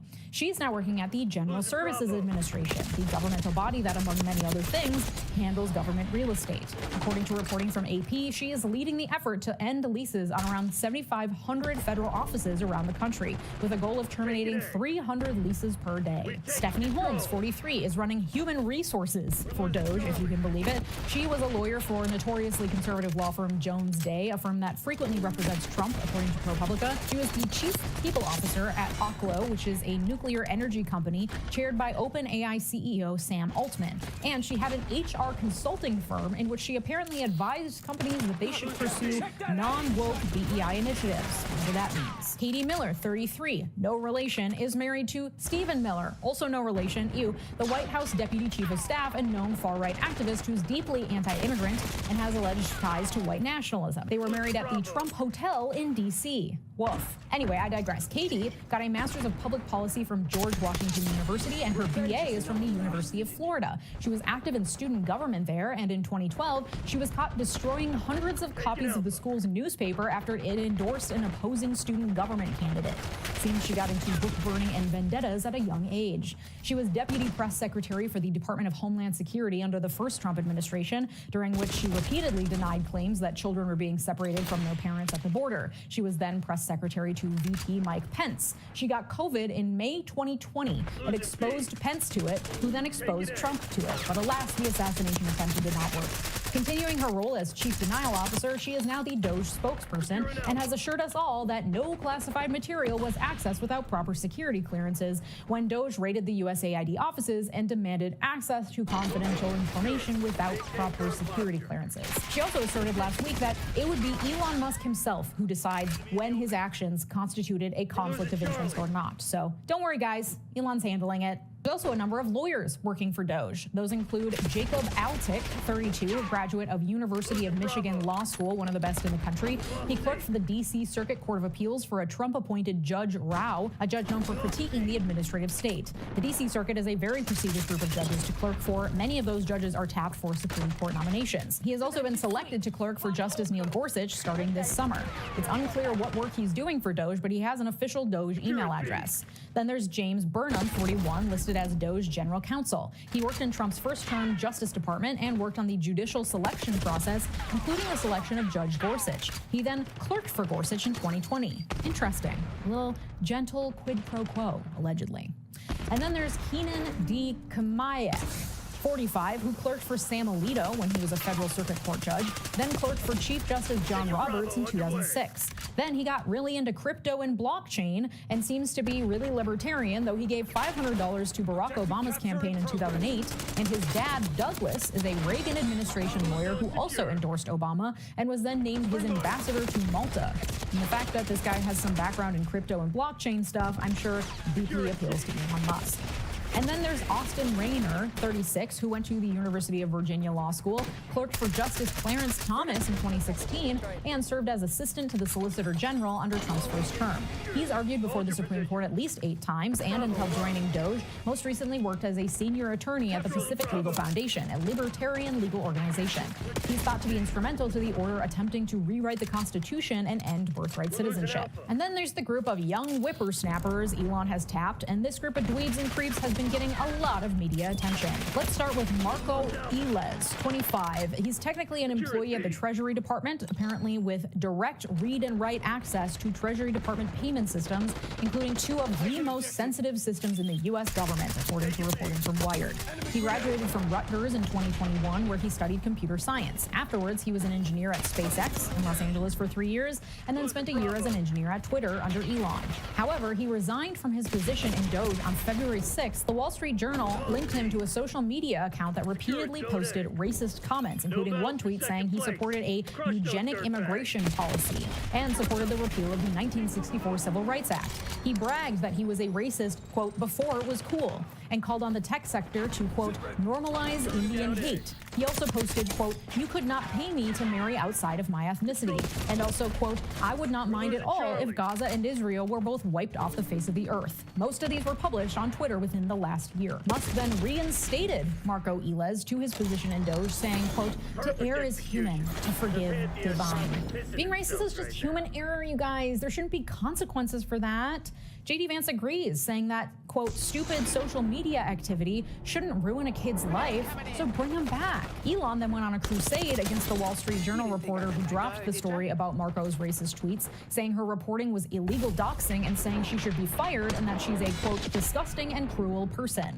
I'm flagging this because whenever someone in power, even if that power was not earned via an election and is being used to take over the government, makes personal attacks against journalists or tries to undercut published articles in major newspapers, that should be noted with suspicion. Journalists play a major role as watchdogs of the government. Catherine Long, the reporter, was doing her job. There are lots of criticisms to be rightfully lobbed at mainstream media, but sowing widespread distrust and personal attacks on journalists, especially by people with lots of governmental power and none of the ethics that journalists tend to have, is very, very dangerous territory. Trump does it. Elon Musk does it. It needs to be called out for what it is. Eliz and other Doge members have access to Treasury Department systems, which prompted the threat intelligence team at one of the department's agencies to designate Doge staff as an insider threat who should be monitored and have their access revoked pending a review of all actions they have taken on the systems. They allege that there were reports that Doge members have performed unauthorized changes and locked civil servants out of sensitive systems. The intelligence team stated in an email, quote, "Continued access to any payment systems by Doge members, even read-only, likely poses the single greatest insider threat risk the Bureau of Fiscal Service has ever faced." Luke Ferreter is 23 years old and is the executive engineer in the Office of the Secretary for the Department of Health and Human Services. He studied computer science at the University of Nebraska-Lincoln and interned at SpaceX. And in March last year, he got a Thiel Fellowship, as in Peter Thiel, far-right billionaire tech entrepreneur lunatic. The Thiel Fellowship gives a $100,000 startup grant to students who drop out of college. That's right, this boy does not have a computer science degree. He just took a few undergrad classes. And then Elon was like, what is this? A white boy who likes computers? Hired. To illustrate just how much of a dweeb this guy is, he studied Latin and is a huge history buff and won $250,000 for using AI to decode an ancient scroll from the ruins of Pompeii. Okay, admittedly, that's really cool, but I mean, look at this kid. He then dropped out of college to work for Silicon Valley entrepreneur Nat Friedman, who was running the competition that Luke won, doing what Luke described as, quote, mostly investing stuff to reporters for the Free Press. Not really sure what that means for a computer science dropout, probably AI-based investing stuff, I would guess. Anyway, now he's the executive engineer at the Department of Health and Human Services, obviously. Cole Killian, whose real name is Gautier, which sounds like a rich prep school boy name if I ever heard one, is 24 years old and works for now as a federal detailee at the Environmental Protection Agency. According to ProPublica, federal detail allows government employees to transfer between agencies for temporary roles. So he's officially a member of the Doge team who is on assignment at the EPA, it appears. He studied math and also computers at McGill University. ProPublica says he conducted blockchain-related research at McGill. I mean, I don't know. I think a lot of these media outlets are giving more credence to these boys' undergraduate backgrounds than they deserve. Conducting research as a sophomore in college or whatever doesn't mean you know what you're doing or are gaining much experience at all, you know? That these kids did research in undergrad or studied computer science doesn't say much at all about their experience or skill level, especially since it appears some of them didn't even graduate. So saying Cole Killian conducted blockchain-related research while in undergrad means fucking nothing. He's read a couple articles, which I guess makes him qualified to head Doge efforts at the Environmental Protection Agency. Gavin Kleiger is 25 and a senior advisor at the Office of Personnel Management. Though his work included the closure of USAID, his email address was the one that all replies were sent to when USAID employees responded to the message informing them that the Washington offices were closing down. Gavin Kleiger is, again, 25, zero government experience. He graduated from UC Berkeley in 2020 and spent 5 years as a software engineer at a cloud-based AI company called Databricks. Recently on his Substack, he wrote an essay called Why I Gave Up a Seven-Figure Salary to Save America. It was behind, I do not, a $1,000 paywall, and then the post itself was blank. The only other two posts on his Substack is one titled The Curious Case of Matt Gaetz, How the Deep State Destroys Its Enemies, and Pete Hegseth as Secretary of Defense, The Warrior Washington Fears. The seven-figure salary post was apparently a troll, especially given that, according to reporting from the Daily Mail, salaries for his position at Databricks range from about $100,000 to $300,000, which if you can't count, is six figures. And just to further illustrate why this man is a dweeb, according to the Daily Mail, which obtained access to his now deleted GitHub, he's a black belt in Taekwondo, loves playing piano and clarinet, and one of his favorite pastimes is playing online blitz chess. Kleiger also was just named in a lawsuit filed on February 9th against acting head of the CFPB, Russell Vogt, brought by the National Treasury Employees Union on behalf of CFPB employees seeking to halt disclosure of their sensitive personal information to Doge. The lawsuit lists Kleiger plus Chris Young and Nikhil Rajpal as 3 Doge employees that were forcibly added to CFPB email directories as senior advisors within the CFPB despite never being employed there. Vogt has instructed the CFPB to give Doge access to all non non-classified systems, according to the lawsuit. So it seems Kleiger and these other two names that haven't been previously reported on are actively moving from agency to agency, working on shutting things down. According to a press release from the union, Chris Young is a lobbyist for Big Pharma, and Nikhil Rajpal went to UC Berkeley, where he led a libertarian students group and also previously worked at Tesla and Twitter. Akash Boba, 21, is also a very recent graduate of UC Berkeley. ProPublica reported that he graduated from high school in 2021, and when I read that, I thought, oh no, that must be a typo, right? And then I did the math, and 2021 was indeed 4 years ago. He interned at Meta and also at Palantir, the data analytics firm that is a major defense contractor with the U.S. government and was founded by billionaire right-wing lunatic Peter Thiel. Remember how I said a long time ago before the election that he owns J.D. Vance and is going to have his fingers rather secretly in all sorts of government pies? This is one way of doing so, taking young, impressionable, ambitious boys, turning them into acolytes, and then placing them strategically in the government.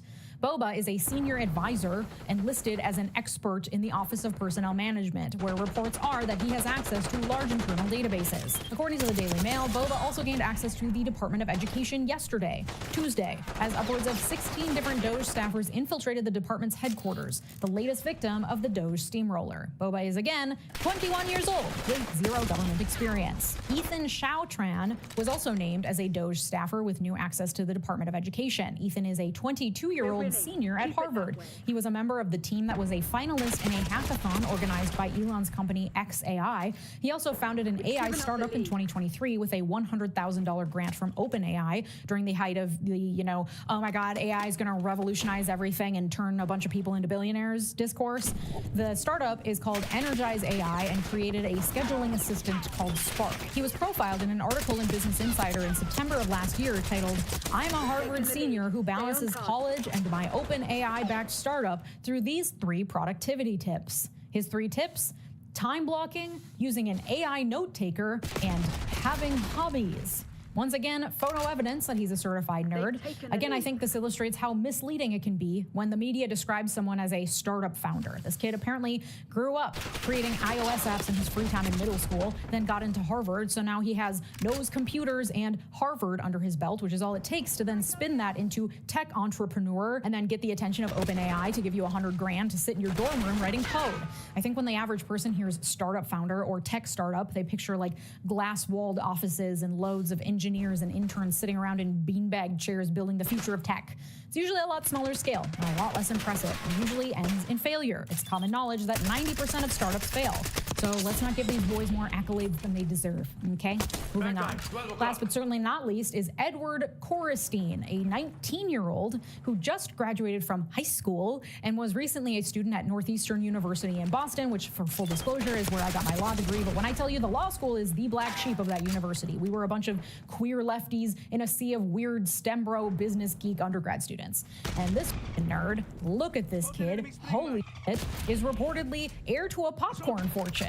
His dad is reportedly Charles Korestein, a businessman who bought failing snack company Lesser Evil and turned it into a $100 million per year business. Their popcorn admittedly f***ing slaps. Edward interned at Neuralink one summer, and according to the Northeastern Student newspaper, Elon is one of Edward Korestein's idols. Edward sometimes goes by the username Big Balls online, and also founded a company called Tesla.Sexy LLC. That company, founded when Korestein was 16 years old, controls dozens of web domains, according to reporting from Wired, including at least 2 registered in Russia, one of which offers a service that uses an AI chatbot for Discord servers targeting Russia. A connection that typically would be flagged in any security clearance background check, except for the part where none of these DOGE employees got background checks because they don't have security clearance because they're not official government employees. Wired also reported that a Telegram chat handle associated with Korestein solicited a cyber attack for hire service in 2022. He also briefly worked for Path Network in 2022 as a systems engineer, again, when he was 16. Path Network is a company known to hire convicted cyber criminals. Like, this was a nerdy kid sitting in his bedroom in high school messing around on the internet, who I'm sure is very smart. I don't know how to do any of that, but who nonetheless uses usernames like Big Balls and still has mush for brains because your brain is not fully developed as a teen. And now he has access to highly sensitive governmental information. He's reportedly dropped out of school to work for DOGE and has been placed in the Office of Personnel Management, where he has the title of expert. And if your experts are 19-year-old college dropouts, then we have a problem. He's reportedly working to get access to the Small Business Administration's internal records and has been on calls with employees who are asked to explain code they've written and justify their jobs. He was also added to a General Services Administration call with staff members using a non-governmental email address like bigballs@gmail.com has joined the call or whatever, and no one explained why he was there or who he was. And some people are defending, especially the hiring of very young men who spearhead the work of Doge, saying that fresh young ideas are needed to counteract the forces of old crusty bureaucrats, and that young people have often come in throughout our history to shake things up in the government. And the point they're missing, likely willfully, is that even the young people with fresh ideas who have come in the past at least have a working knowledge of government and the experience to back up their positions. These historically were not 19-year-old college dropouts being given the title of expert in government agencies they, I guarantee you, had never heard of until they were given the position.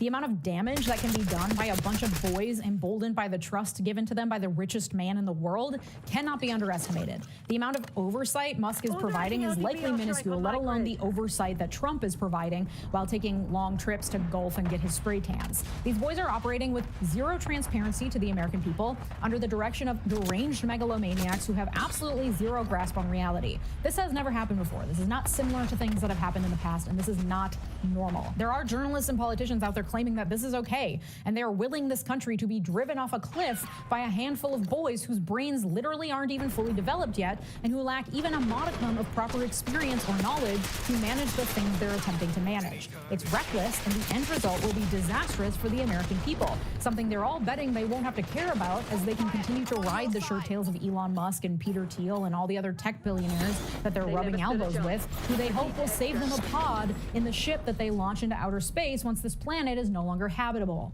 An additional issue with this cadre of horrors is that many of them are affiliated with Doge or officially on staff with Doge, but many are not, and it's really unclear what the Doge hierarchy or structure is because it's so opaque and not bound by any sort of disclosure rules, because it's all being run by Musk as a special government employee with limited oversight.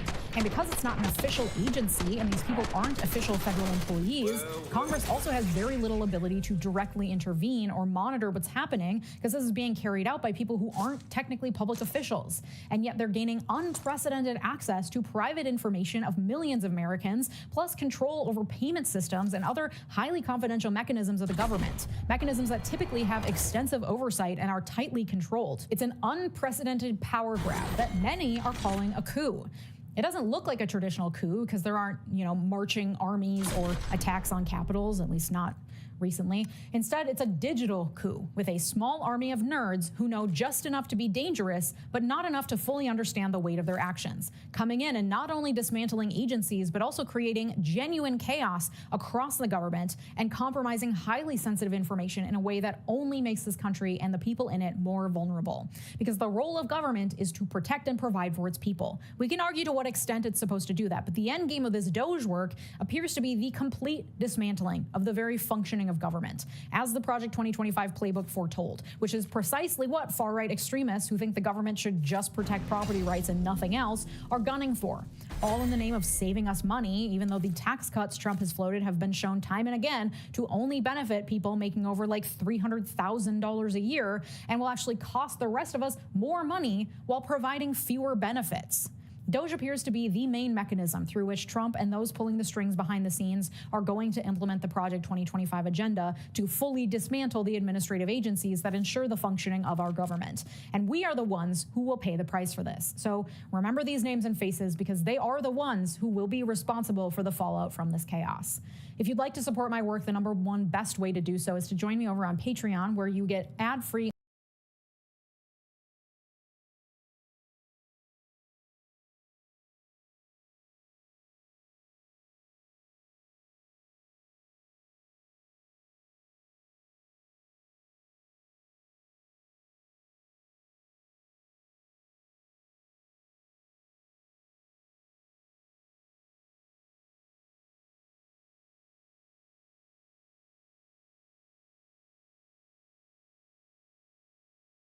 All right, back on TYT, Cenk and Anna with you guys. More news.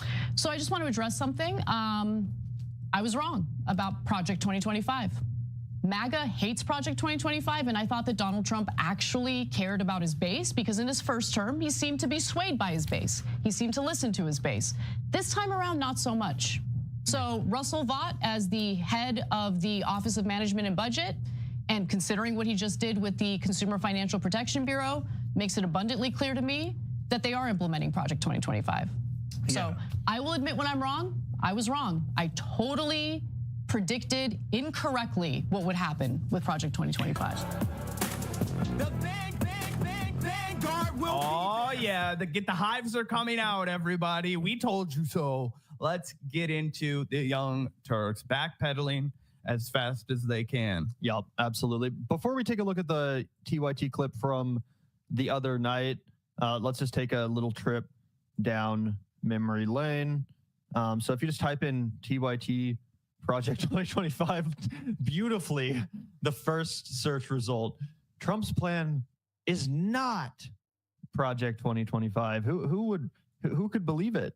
That's crazy. Let's take a quick look and see exactly, what Anna had to say in this clip. Then we're going to take a look at one more.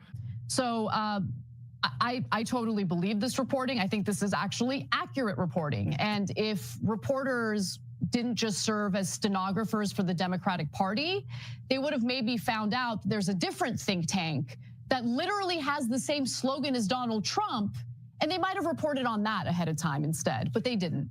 Go ahead, and Jake. his top staffers were connected to it, including Kellyanne. So this video is about how there's another plan that's, way less concerning than Project 2025. That, all these liberals in mainstream media and all these Democrats, they're freaking out and they want to fear monger about Project 2025. But in reality, there's this other one that like Kellyanne Conway is behind or something. And it's way less scary. It's way less scary. Actually, if Trump gets into power, it might not even be that dramatic at all. It's probably just going to be like any other Republican administration, right? Yeah, I remember we reacted to this at the same time. And to Cenk's credit, this was before he had gone so soft on MAGA. He's actually pushing back on her from what I remember in this clip. No, he's not. No? This one, he's not. There were other ones where he did. And this one, no, he goes on to say, yep, this is the real plan. I think we can watch him say that right here. Conway, et cetera. So these guys are definitely in charge. And one of the Trump staffers on his campaign team said, they're not the transition team, but they kind of are. They said, he said, in effect, they are. They've got, because we didn't have time to plan it. And here's a hilarious part of the story before I get to the worst part of the story. They said Trump is superstitious, so he didn't want to talk about a transition team at all before he won, which then greatly delays them. Either way, that's the main part of that one.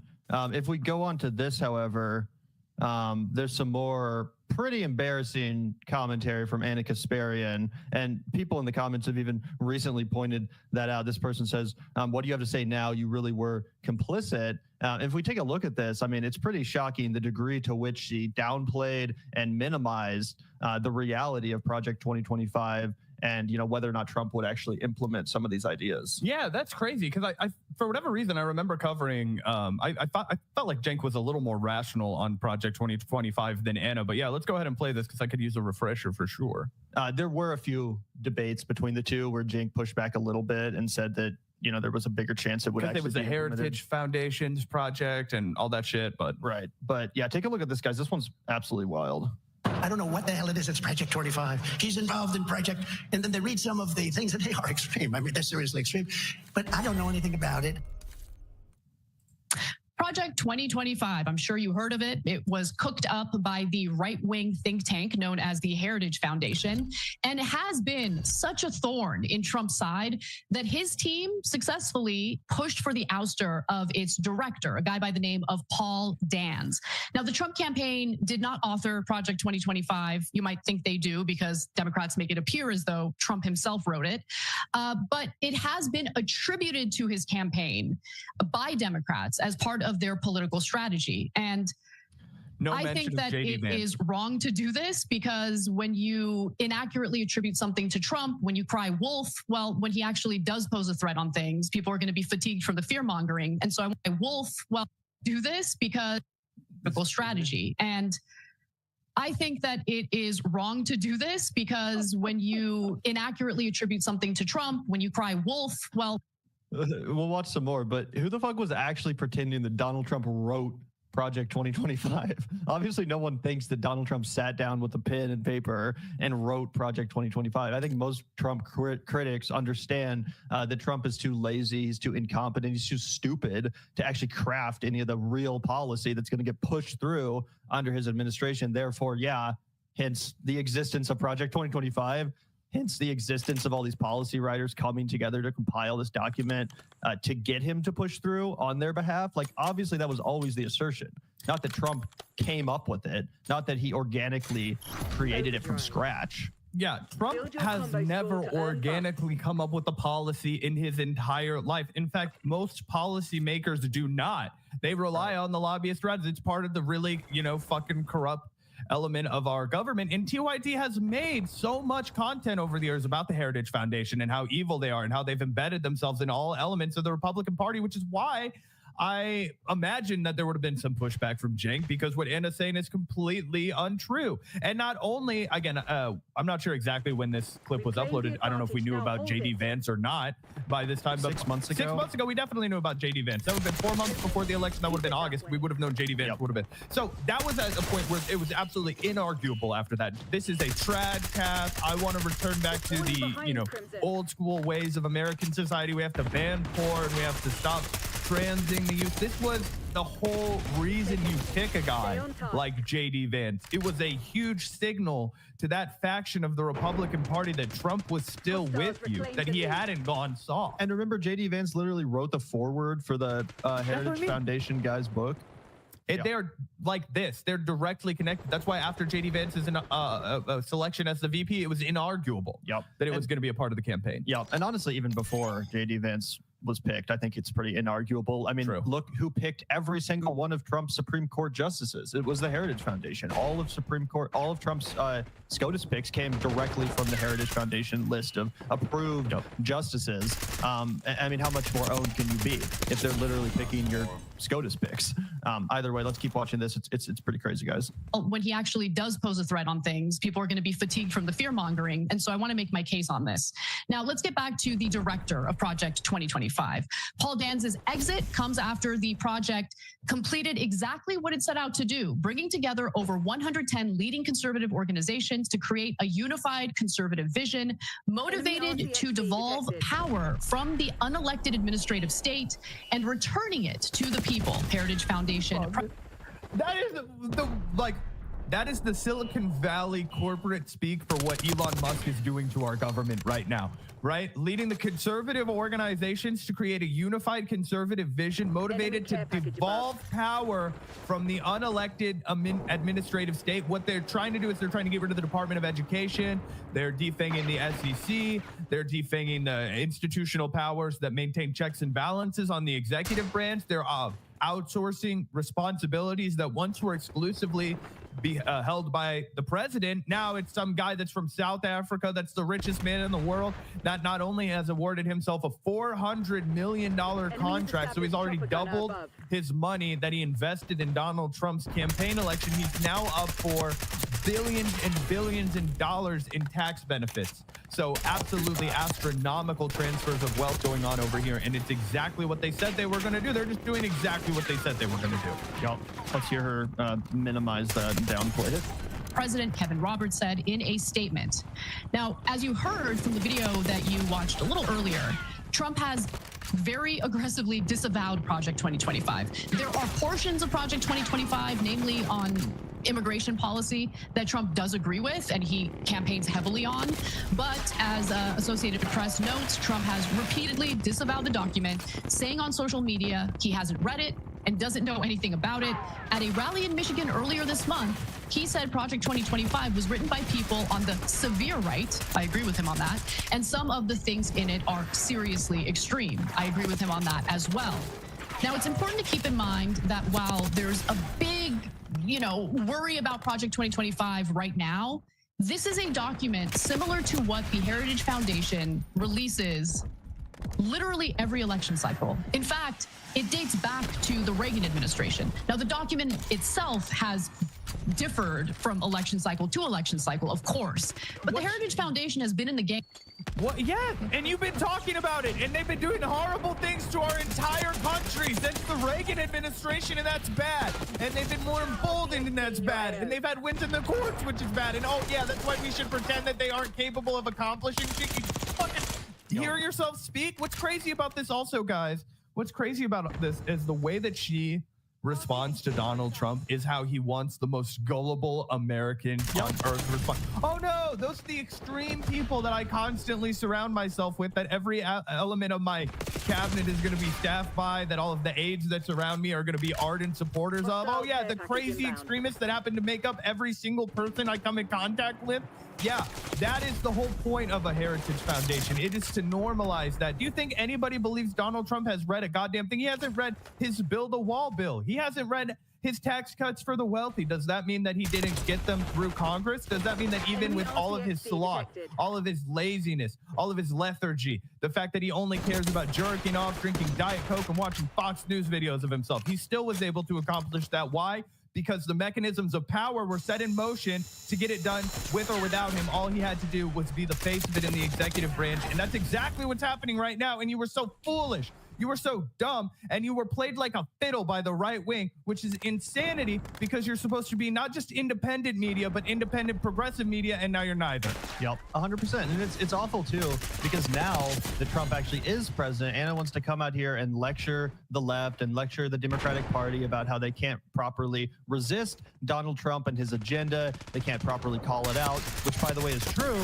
But one thing that the Democratic Party and that the left-wing media actually did do a good job of in the lead up to this election was trying to sound the alarms about Project 2025, right? Saying, hey guys, you can actually read what they're going to do. It's already been published. They were stupid enough to release this to the public. It's terrifying. Their plans are out in the open. Go look at it. And guess who was there to fucking downplay it instead of add to the chorus?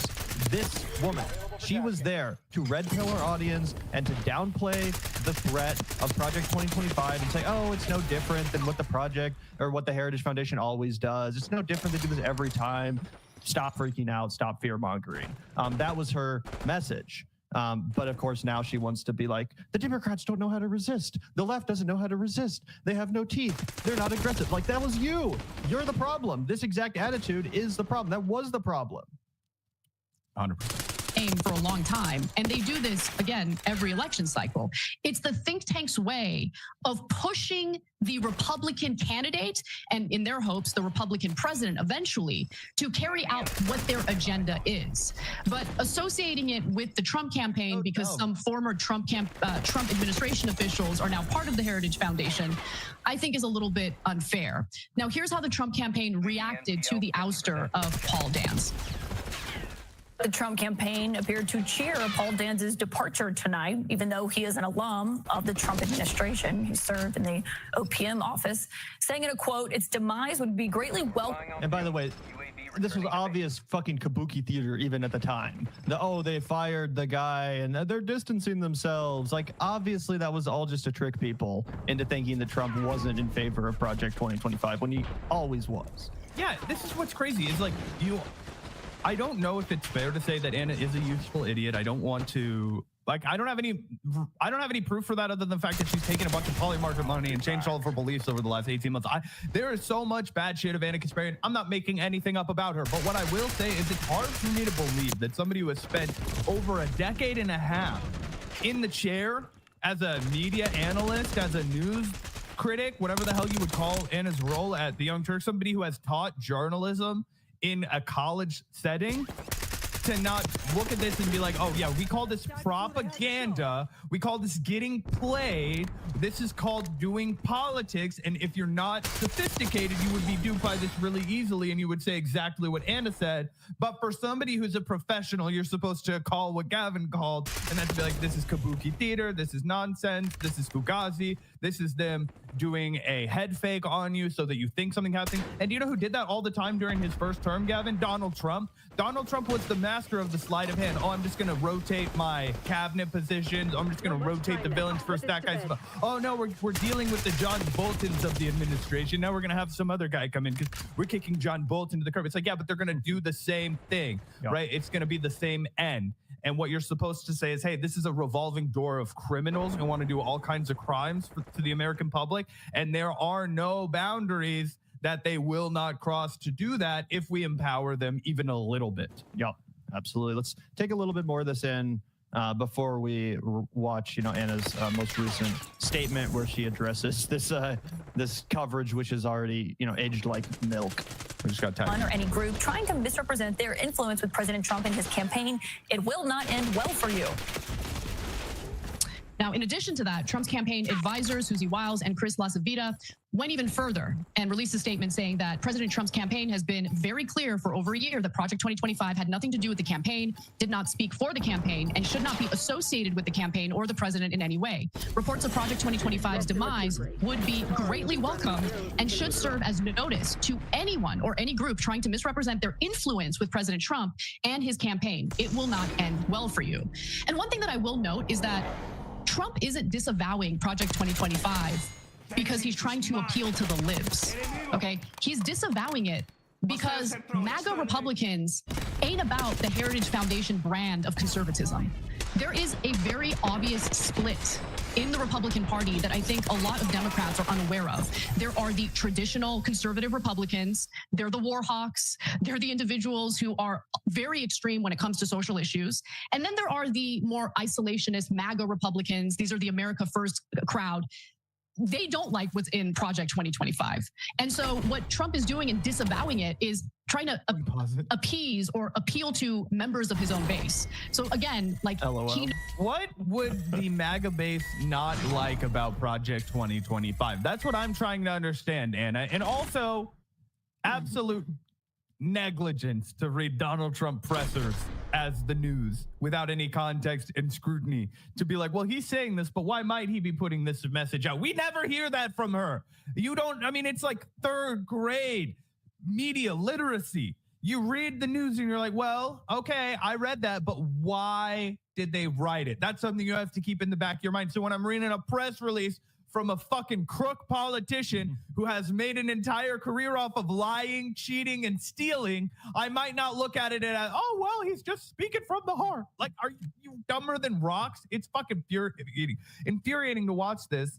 And then say they're trying to appease MAGA Republicans. I didn't hear a single critical word about Project 2025, even from the few conservatives I would consider like to be good faith or truly. No, Soccer wasn't out here beating that drum or any of these other dumbasses. I didn't hear anyone on the MAGA right, criticizing Project 2025 at all. We'll get into more of that later. But yeah, let's just take a little bit more of this in before we jump to the very recent present.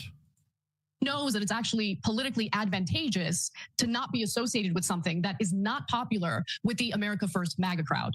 Now, Washington Post report.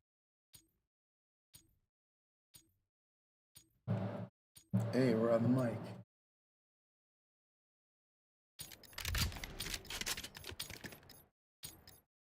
Kill confirmed. We have our orders. See it through.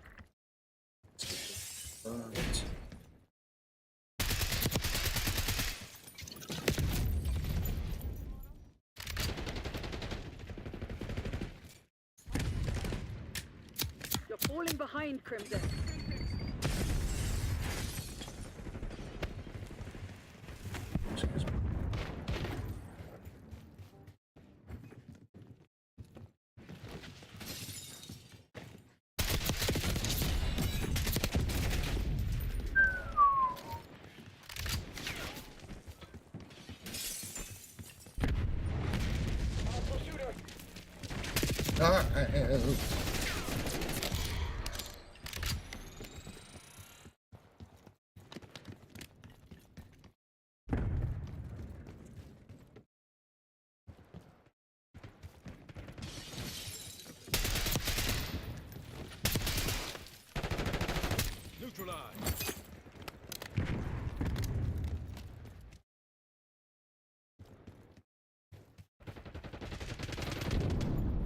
Hey, well, sorry, friend.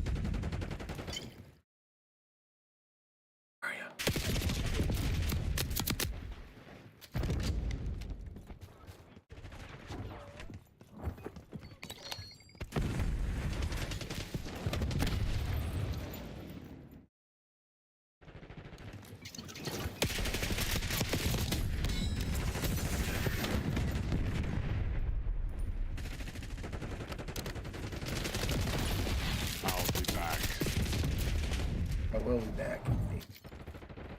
Deploying arcade.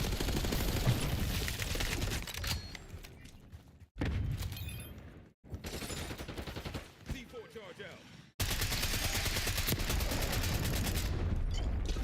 Fire. Using Archangel.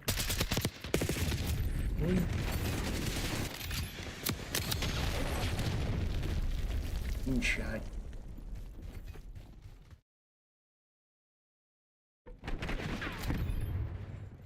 Deploying RCXD.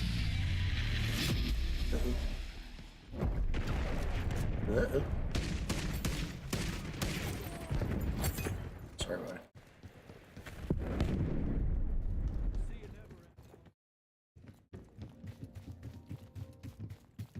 Barely hear my footsteps.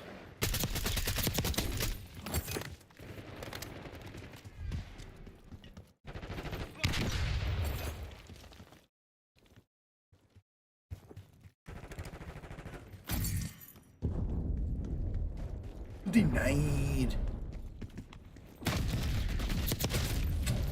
It's almost slick.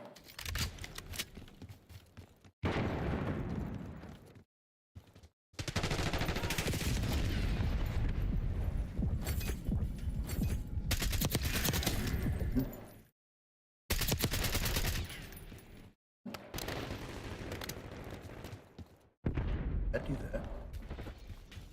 Mm-hmm.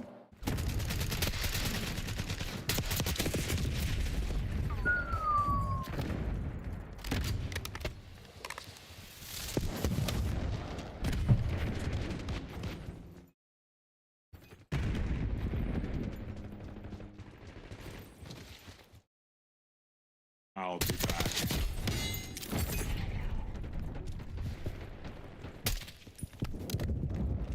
Hostile RCXD in your AO.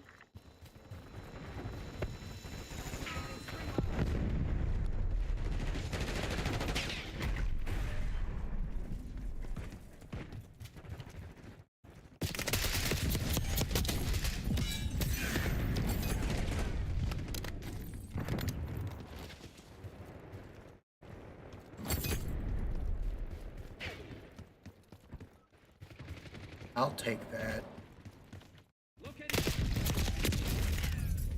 I'll buy that for $1.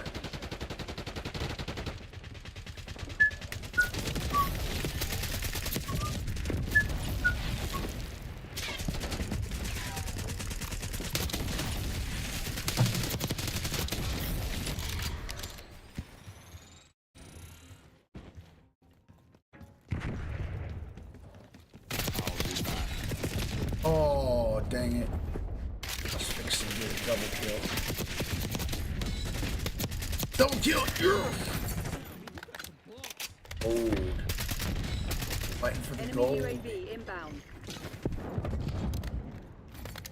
Enemy RCXD detected. Oh.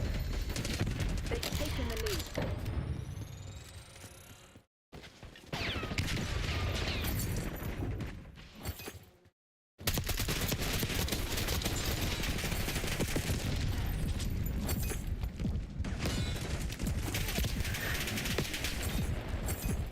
Enemy care package above.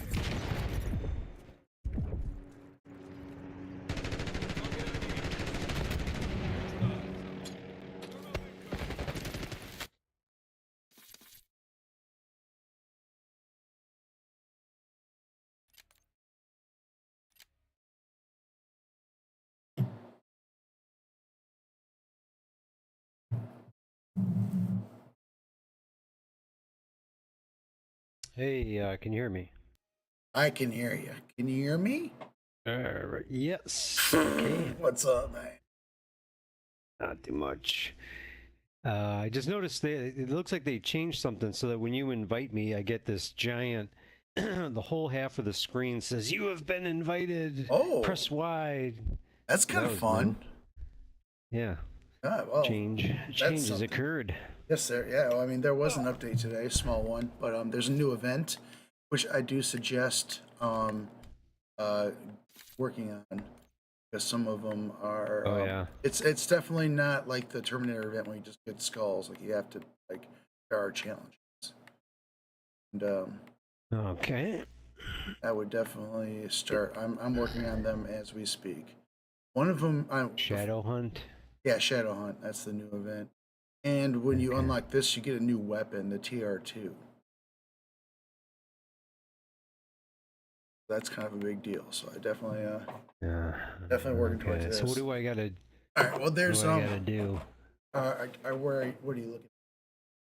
Yeah, I just went to the event, but Okay, so you see all these these six yeah. challenge. One of the first challenge here is get 50,000 score. But I'm not even halfway, and I've been playing for the last 2 hours. Oh man, yeah, I was like looking at that. I'm like, what does it even mean? So that it's like total. Yes, total score in Since score. starting today. Okay. Oh yeah, starting from this challenge, and then there's 100 eliminations with a suppressor equipped. So that one's right. I've been grinding on that one. There's win 5 matches, not too bad. I'm at 3 out of 5 right now. I finished this one. But there's get a kill without taking damage 30, pretty easy. But you only get XP for that anyway. There's one I haven't even gotten a single one yet, but I feel like I can finish it very quickly. 5 melee kills. Yeah. And then one that I definitely suggest, one you should work on it right now, is the last one. You got to kill 10 enemies marked with a spy cam or the prox alarm. I've never even tried the prox alarm, so I just did the spy cam. I don't know if you've used that a lot. Have you used the spy cam at all? No. No, I don't think I have. All right, well, it's a tactical. When you hit the left bumper, you pull up kind of like a scope, and then when you see an enemy and they have a red dot on them, put it down, and it'll mark. It'll mark the guy who had a dot on them, or multiple people. If you had like 3 people in the scope at the time with dots on them, but you have to you have to let go of the left bumper and put it down for it to mark them. So, because I was having that problem, because I was just kind of like holding it on them, thinking like, why aren't they? Yeah. But you have to like drop it. Let go. Okay. Yeah. All right. So I gotta get the trophy. I have a daily challenge that has to do with the trophy. I gotta do 5 trophy systems, then I'll move over to the spy cam. All right. Cool. Well, no, trophies are a field upgrade. Spy cam, tactical. Oh. You can do them both. Oh, duh. Yeah. Okay, cool. Nice. Yeah, I had to do 50 shotgun kills, reload, restock teammates, ammo with assault pack, whatever.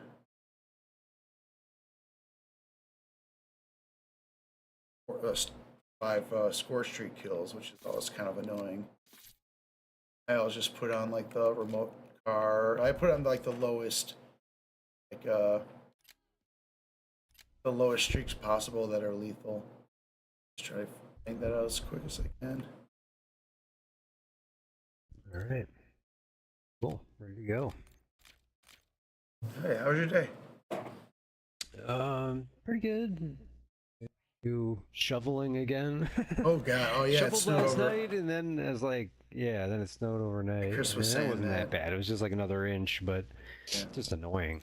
Like you get it done, and then you look out, and you're like, oh fuck, it's still. Dude, I need to constantly remind myself how like I'm pretty lucky, not lucky, but I'm like it was a very good thing to move out of that house, and like because I don't have to worry shit, bro. Yeah, that's the beauty. I'll never shovel again, ever. Yeah.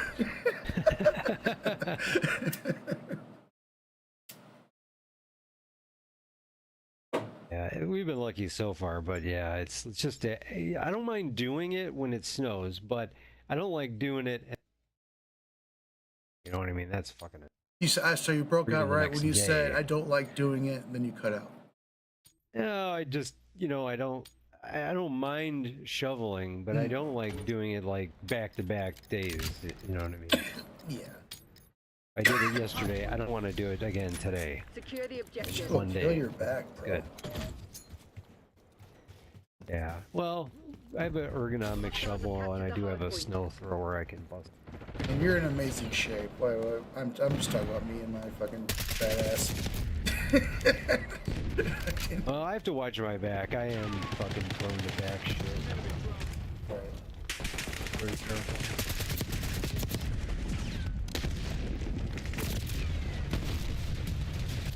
Yeah, last summer I had a back issue. I had to go to the physical therapy for it, but that ended up being a good thing because I learned about how to do stretching. So I got this routine that I normally do every day. Today I actually didn't. I'm usually pretty good about it. Hostiles have the hard And it point. helps a lot. Hardpoint located. The winter's really gotten me down, like as far as like doing like activity. Hardpoint is I active.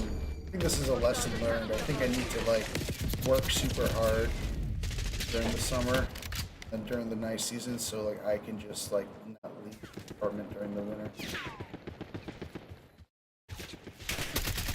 Yes. just do it all in the summer. Yeah. It's like I'm working for the winter. Look like Charles Atlas in the summer, and then in the winter just be like, what the Yeah, fuck? the winter turn into Hostiles have the hard point. what's the guy from Queens? Oh, James. yeah, that guy. Kevin James. Kevin James. Oh shit! They marked somebody, and then somebody killed him. That was me. Sorry, bro. Oh no, that's alright. Oh, I did it again. I did it again. I'm running away. Sorry. I'm gonna go to the zone. I'm gonna capture. Come on. I need to put a trophy up. Oh shit. Captured the hard point. Hostile care package inbound. Hard point locked down. Hostiles have the hard point. Oh god, there's like a crack in the wall right by the point right now in that building. I didn't even know about it. Since building's good. This little crack. Oh, this is dog shit. You see me up here? Yeah. I got killed from that. I didn't even realize that. Oh my god. Sneaky. Hostiles have captured the hard point. Hard point located.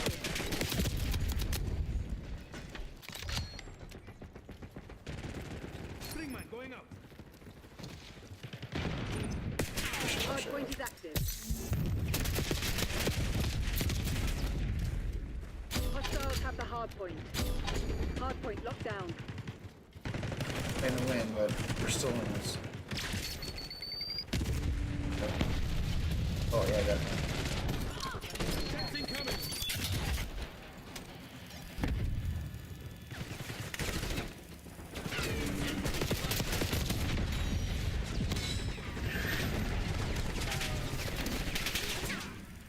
Grenade in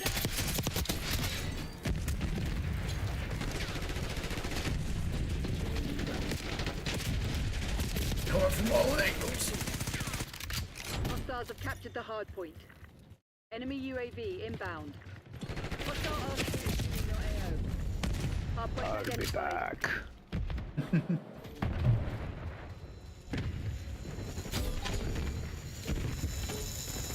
Hard point active. Hostiles have the hard point.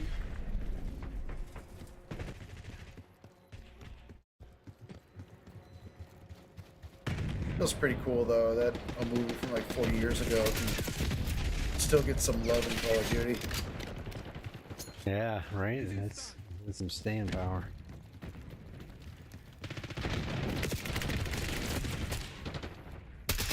Actually doing alright with this spy cam shit.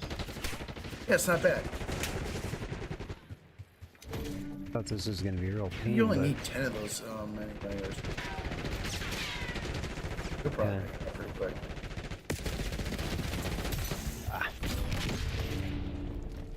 A little bit of distraction. Hardpoint is secure. Hostiles have captured the hardpoint.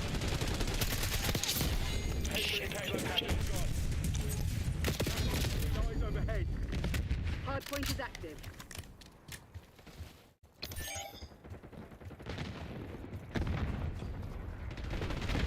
Hardpoint locked down. Shit. Mark that guy. What's that? Someone was. I can't wait. It's What's alright. this game mode? You're in the middle of. What's the what? There's a game mode where you can, when you get kills, you see people. But they're definitely getting marked. I'm not sure if you're marking them. Other people might be running that.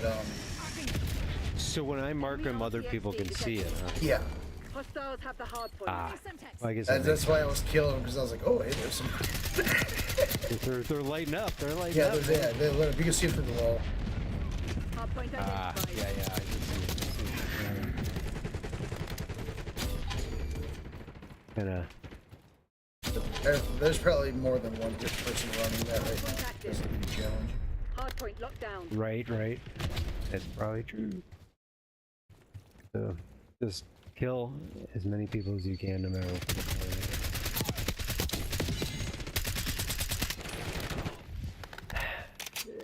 I'll be back. Standing by.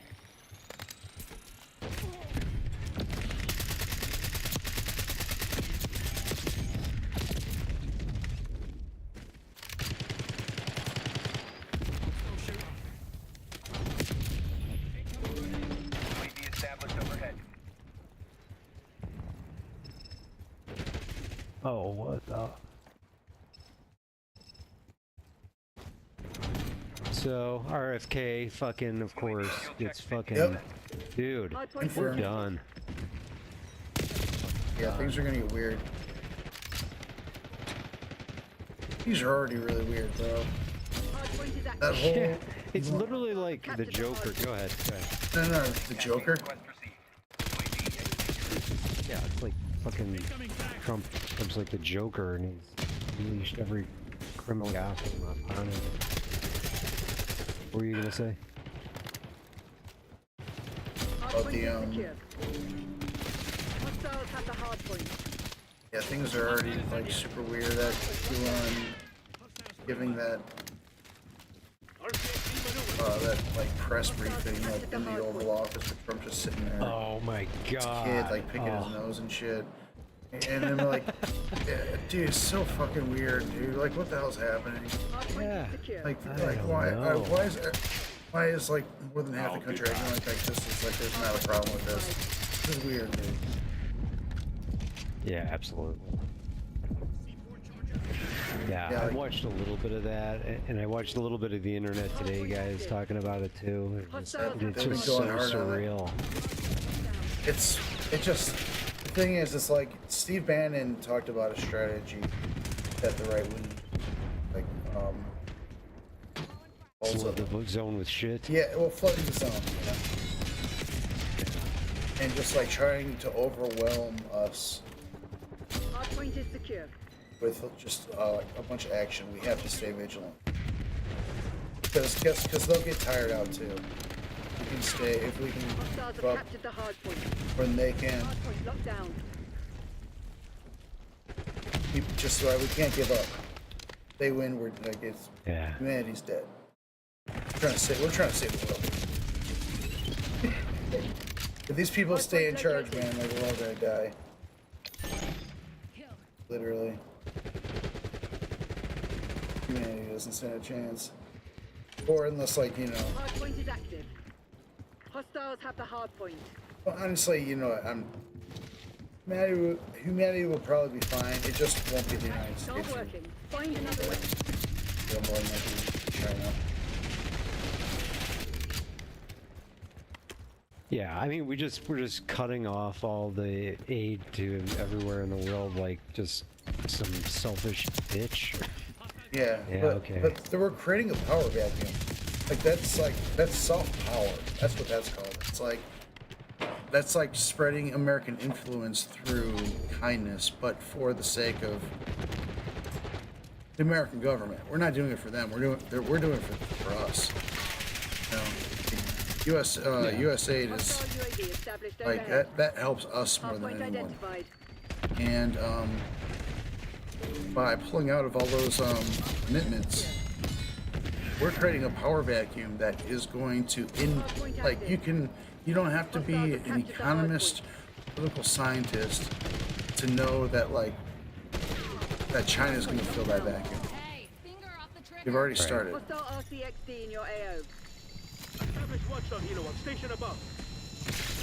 Like there's not a whole lot we can really talk shit about China right now. I mean, people still try, but there's, I mean, okay, like Xi Jinping, yeah, he's like, you know, in all intents and purposes, like a dictator, you know. But like he's like,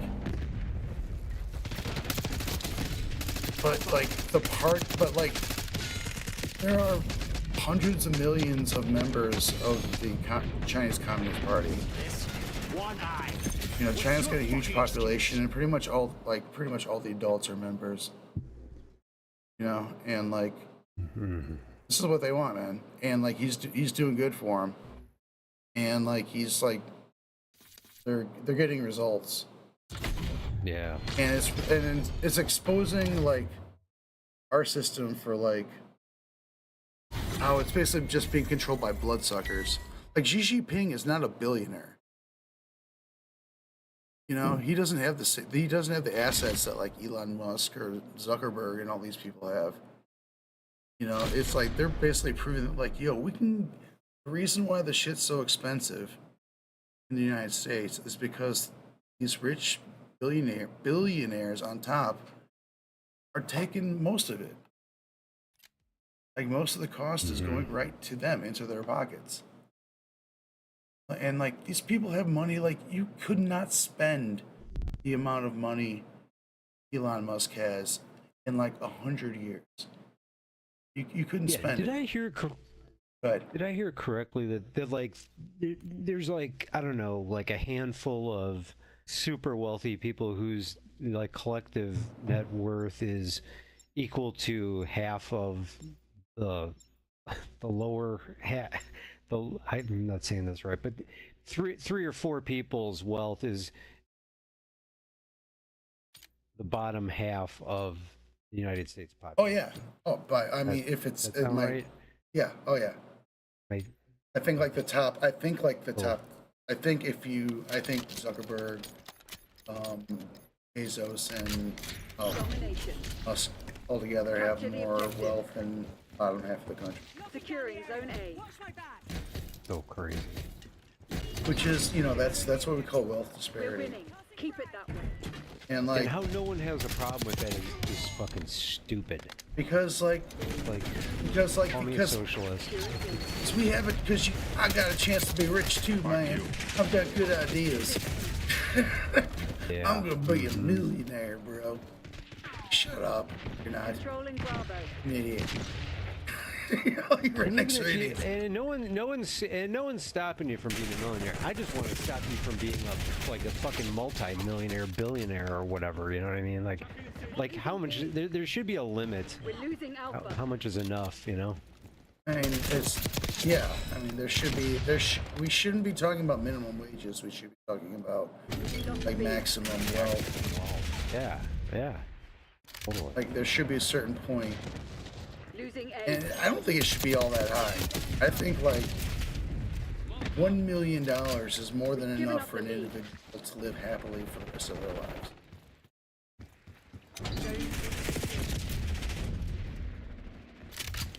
The thing is, like, if we took like those top rich dudes and like just took their assets, just communist style, just like, give us your money, it's ours now, bitch. Like, fucking, like, we could like run like we can end world hunger. We could like give everyone an education at no cost. We could like fix the environmental issues. Securing Charlie. We can develop sustainable energy. We just do that shit. We're just like these hundreds of billions of dollars that these guys are just sitting on, so they can for power. Hold the enemy back. Yeah. They have it so they can step on everyone's neck. Yeah, so they can, you know, stay in their social position as God King, capitalist God King. The money. It's just so boring. We've lost Alpha. Boy, I'm sorry, man. I'm getting pretty radical these days with this last election, and it just really the fact that Kamala Harris raised so much money. Yeah. And like I think about the fact that you gave them money, and like I get mad. I'm like, dude, like you shouldn't have lost. This is moronic.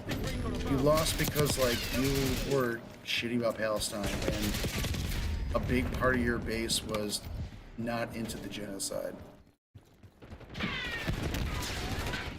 And like and that part of the base was like it blamed the people who didn't vote for her because of their position on Palestine.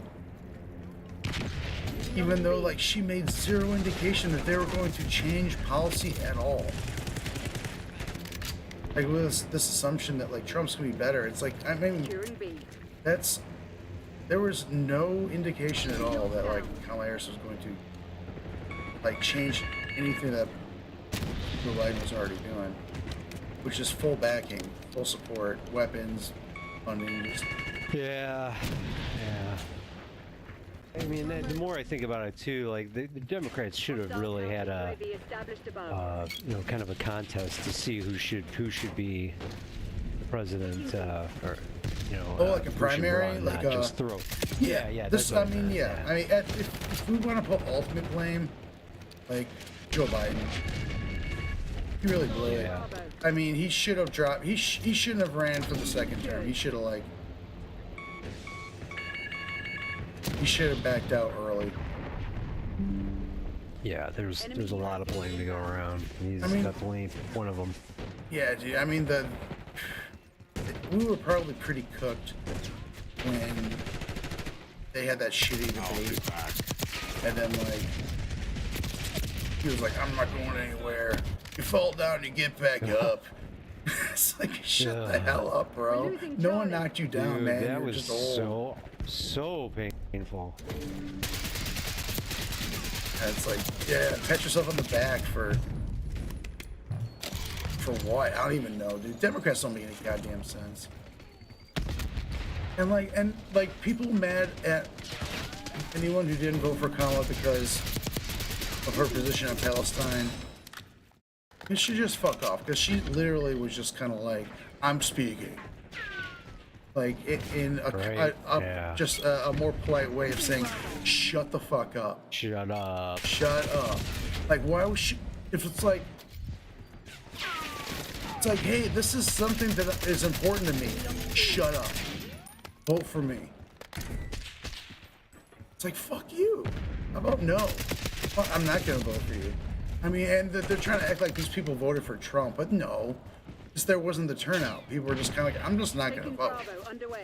Because Trump got less votes than he did in 2016. So it's like, it's not this whole like, oh, Trump had this huge wave of voters. It's like, Kamala didn't bring enough people out. That was on her.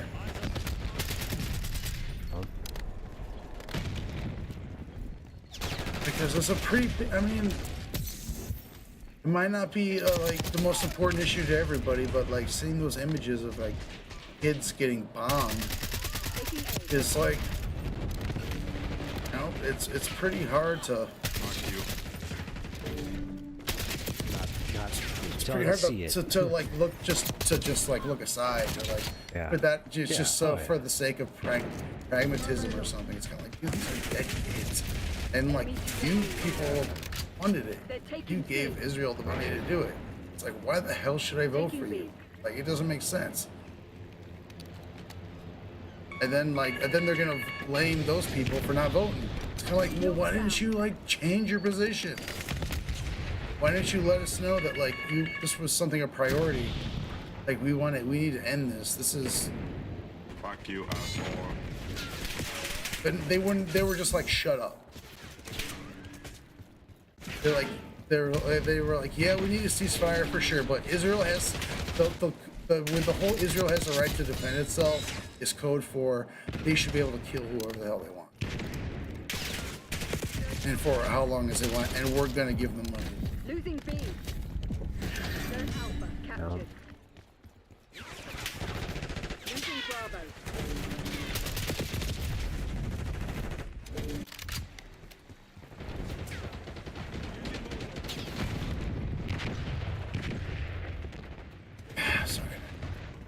Sorry. Probably more pumped. Oh man, it's probably the most pumped I've been politically since like the fucking Iraq War, man.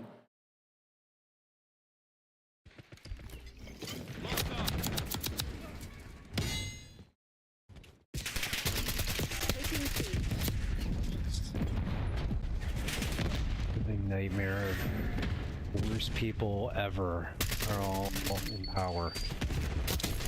Yeah, it's not just that they're you know they're just fucking stupid at the same time. Except, yeah, people who aren't qualified. Talk about DEI hires.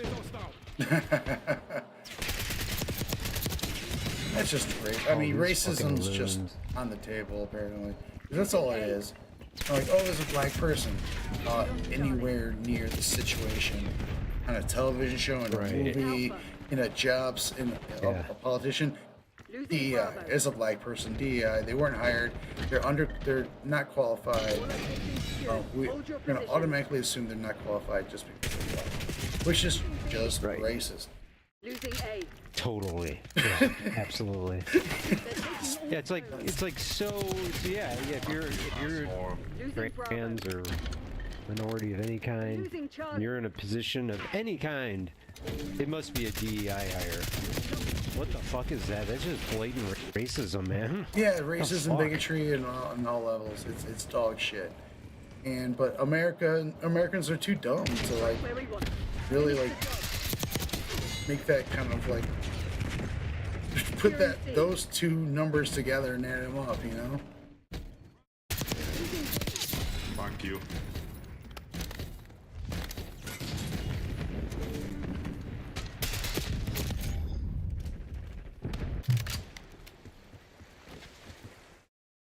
I mean, mission goals agreed. yeah, this whole like situation is just this is absurd.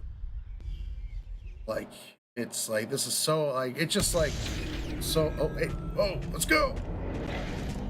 Heavy. Oh yeah, I was picking people off here. Oh, you're rocking the Sarkov. I was having a little trouble with this. I'm glad you're getting murdering. Yeah, it's weird. Like I'm having the marksman rifles generally are good to me, but yeah, give us what you want. Oh, there we go. Oh, you got the slap. I got a new one. Oh, don't make me. Ooh. No. Holding back the slap. Good up. Why you? Why I order?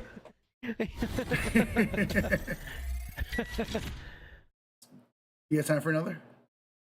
Yeah. Yeah, Rachel will be home about 8:30. I think how's she had to feeling? do. I forgot. Oh, she's fine. She's better? back to normal. She's been working this week, but today she had student teacher conferences tonight, so 12-hour day today. You fun. So yeah, she's not gonna be home till 8:30. I think she's off tomorrow. I'm not sure. It's Friday, man. Day off the next day. Fuck it, Friday, baby. All about that. Same old plans. All the duty. Working on some music.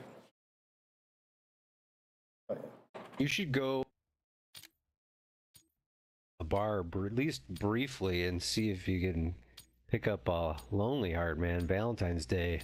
Oh, no. Oh yeah. Well, that's tomorrow's Valentine's Day, right? Yeah. You know, I gave that advice many times, and like I don't know if I don't know if I'm gonna do it. It might be worth a Oh shot. man, I think I love Call of Duty more than I can ever love anyone. No, I'm just kidding. I'm just kidding. I'm just kidding. I have one love. Her name.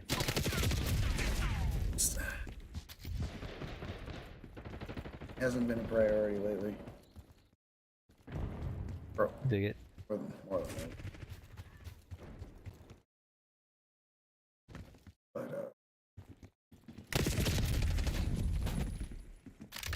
oh, I figured out a way to kind of like get audio just straight. You have an iPhone, right? Yeah. Did you know that you can just like screen record and like I have this I've been using this app called Voila. It's like a sampler, and like I was like looking at some tutorials and some stuff and how to sample into it, and you can like go on YouTube or Spotify or whatever you get your sound from and just screen record it on an iPhone, and then like it'll save it to your videos, and then you can just load it straight into this program and it'll just take the audio from it and you can just like use it to, you know, make remix stuff. Like I mean I know hip hop's that stuff a lot. That's kind of style of music. Still pretty fun. Transformative. Yeah. Yeah, I mean you can't take it's I always consider it like a musical collage.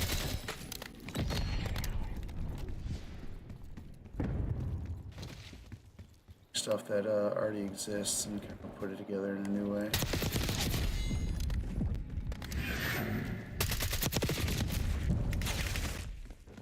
Oh.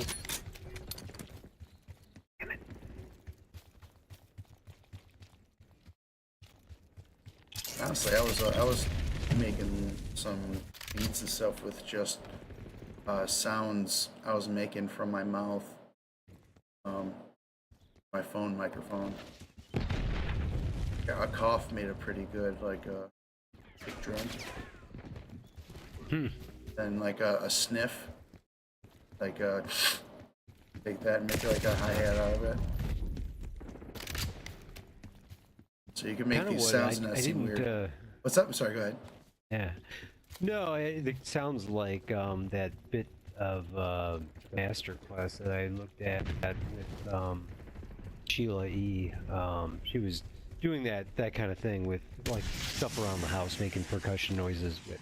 Oh yeah, and that back in the day, that took a lot more effort to record and to sample and to play it back and all that. Now it's like it's almost too easy. Like you can just this app, you can just you just hold down the pad that you want the sample to be on, record it, and while you're holding it down, it'll record whatever it is you're getting it from. And then take it, edit it so it's if it's just mess with it or just take it however you want to use it. Boom, on your way. Usually that process would be a lot more difficult.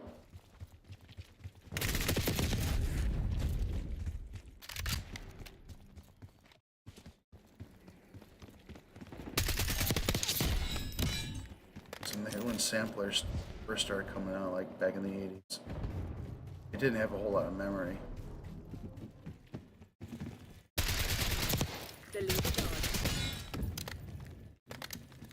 But memory is, and computing power is not an issue anymore. And audio is like not intensive as far as audio is concerned. So I mean, we're basically getting like, you can get like studio quality recording now done on your iPhone. No reels Yeah, of think tape. about like the Beatles doing like 4-tracking, magic, like, recording 2 tracks on one and then putting that bouncing it. combined track on one track. Yeah, bouncing Oh yeah, it and yeah, stuff. dude. And That's all how the everyone had. stuff That's how they had to do to. you had to do right? that back then. And now you just have like, how many tracks you want? 1,000? No problem. Yeah, I've got Ableton. I can have as many tracks as I want. It's easy, and it's like so nuts. And like tape is expensive, man. Like the whole process of making albums, like. You think we'd have 1 million Sgt. Peppers, but I don't know. It's something about maybe some of the difficulty was, create a challenge of sorts that. It's definitely creative or something. Definitely something to overcome. Like we recorded our drums on tape, and I think it was probably like we're probably one of the last bands ever to like record with tape. that was like 2001. Yeah, we did the drums because just like our engineer and producer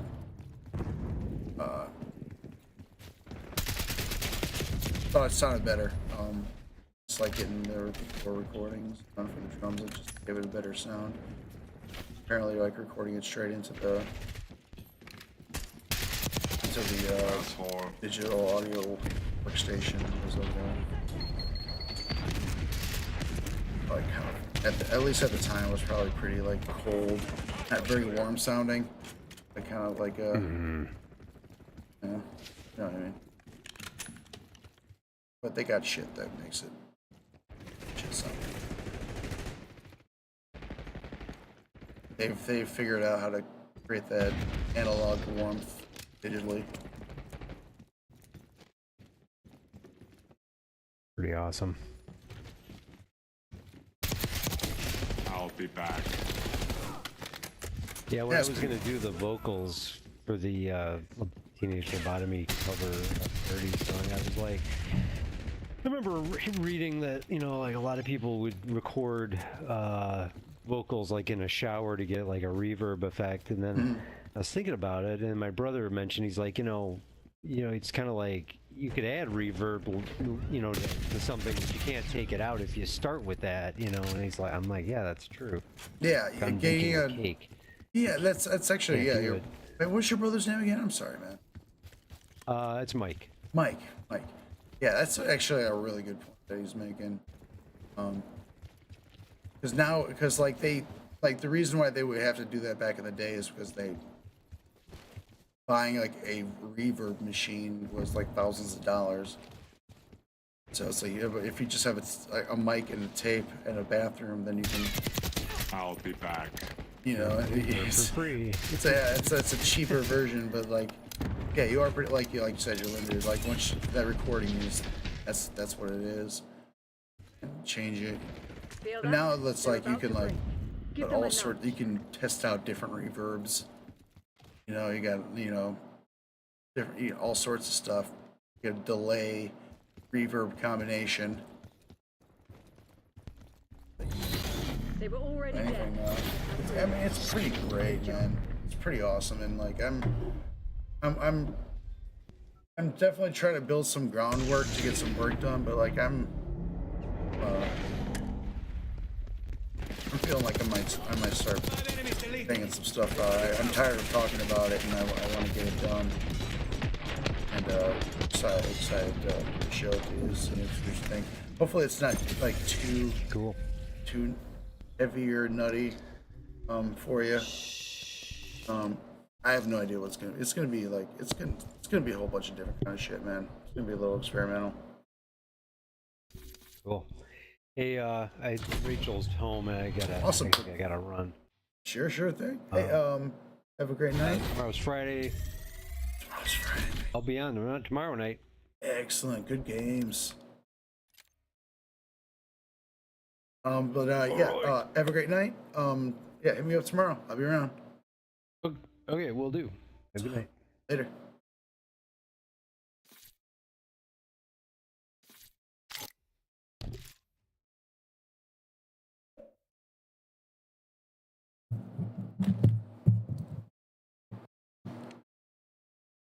And later. Stream.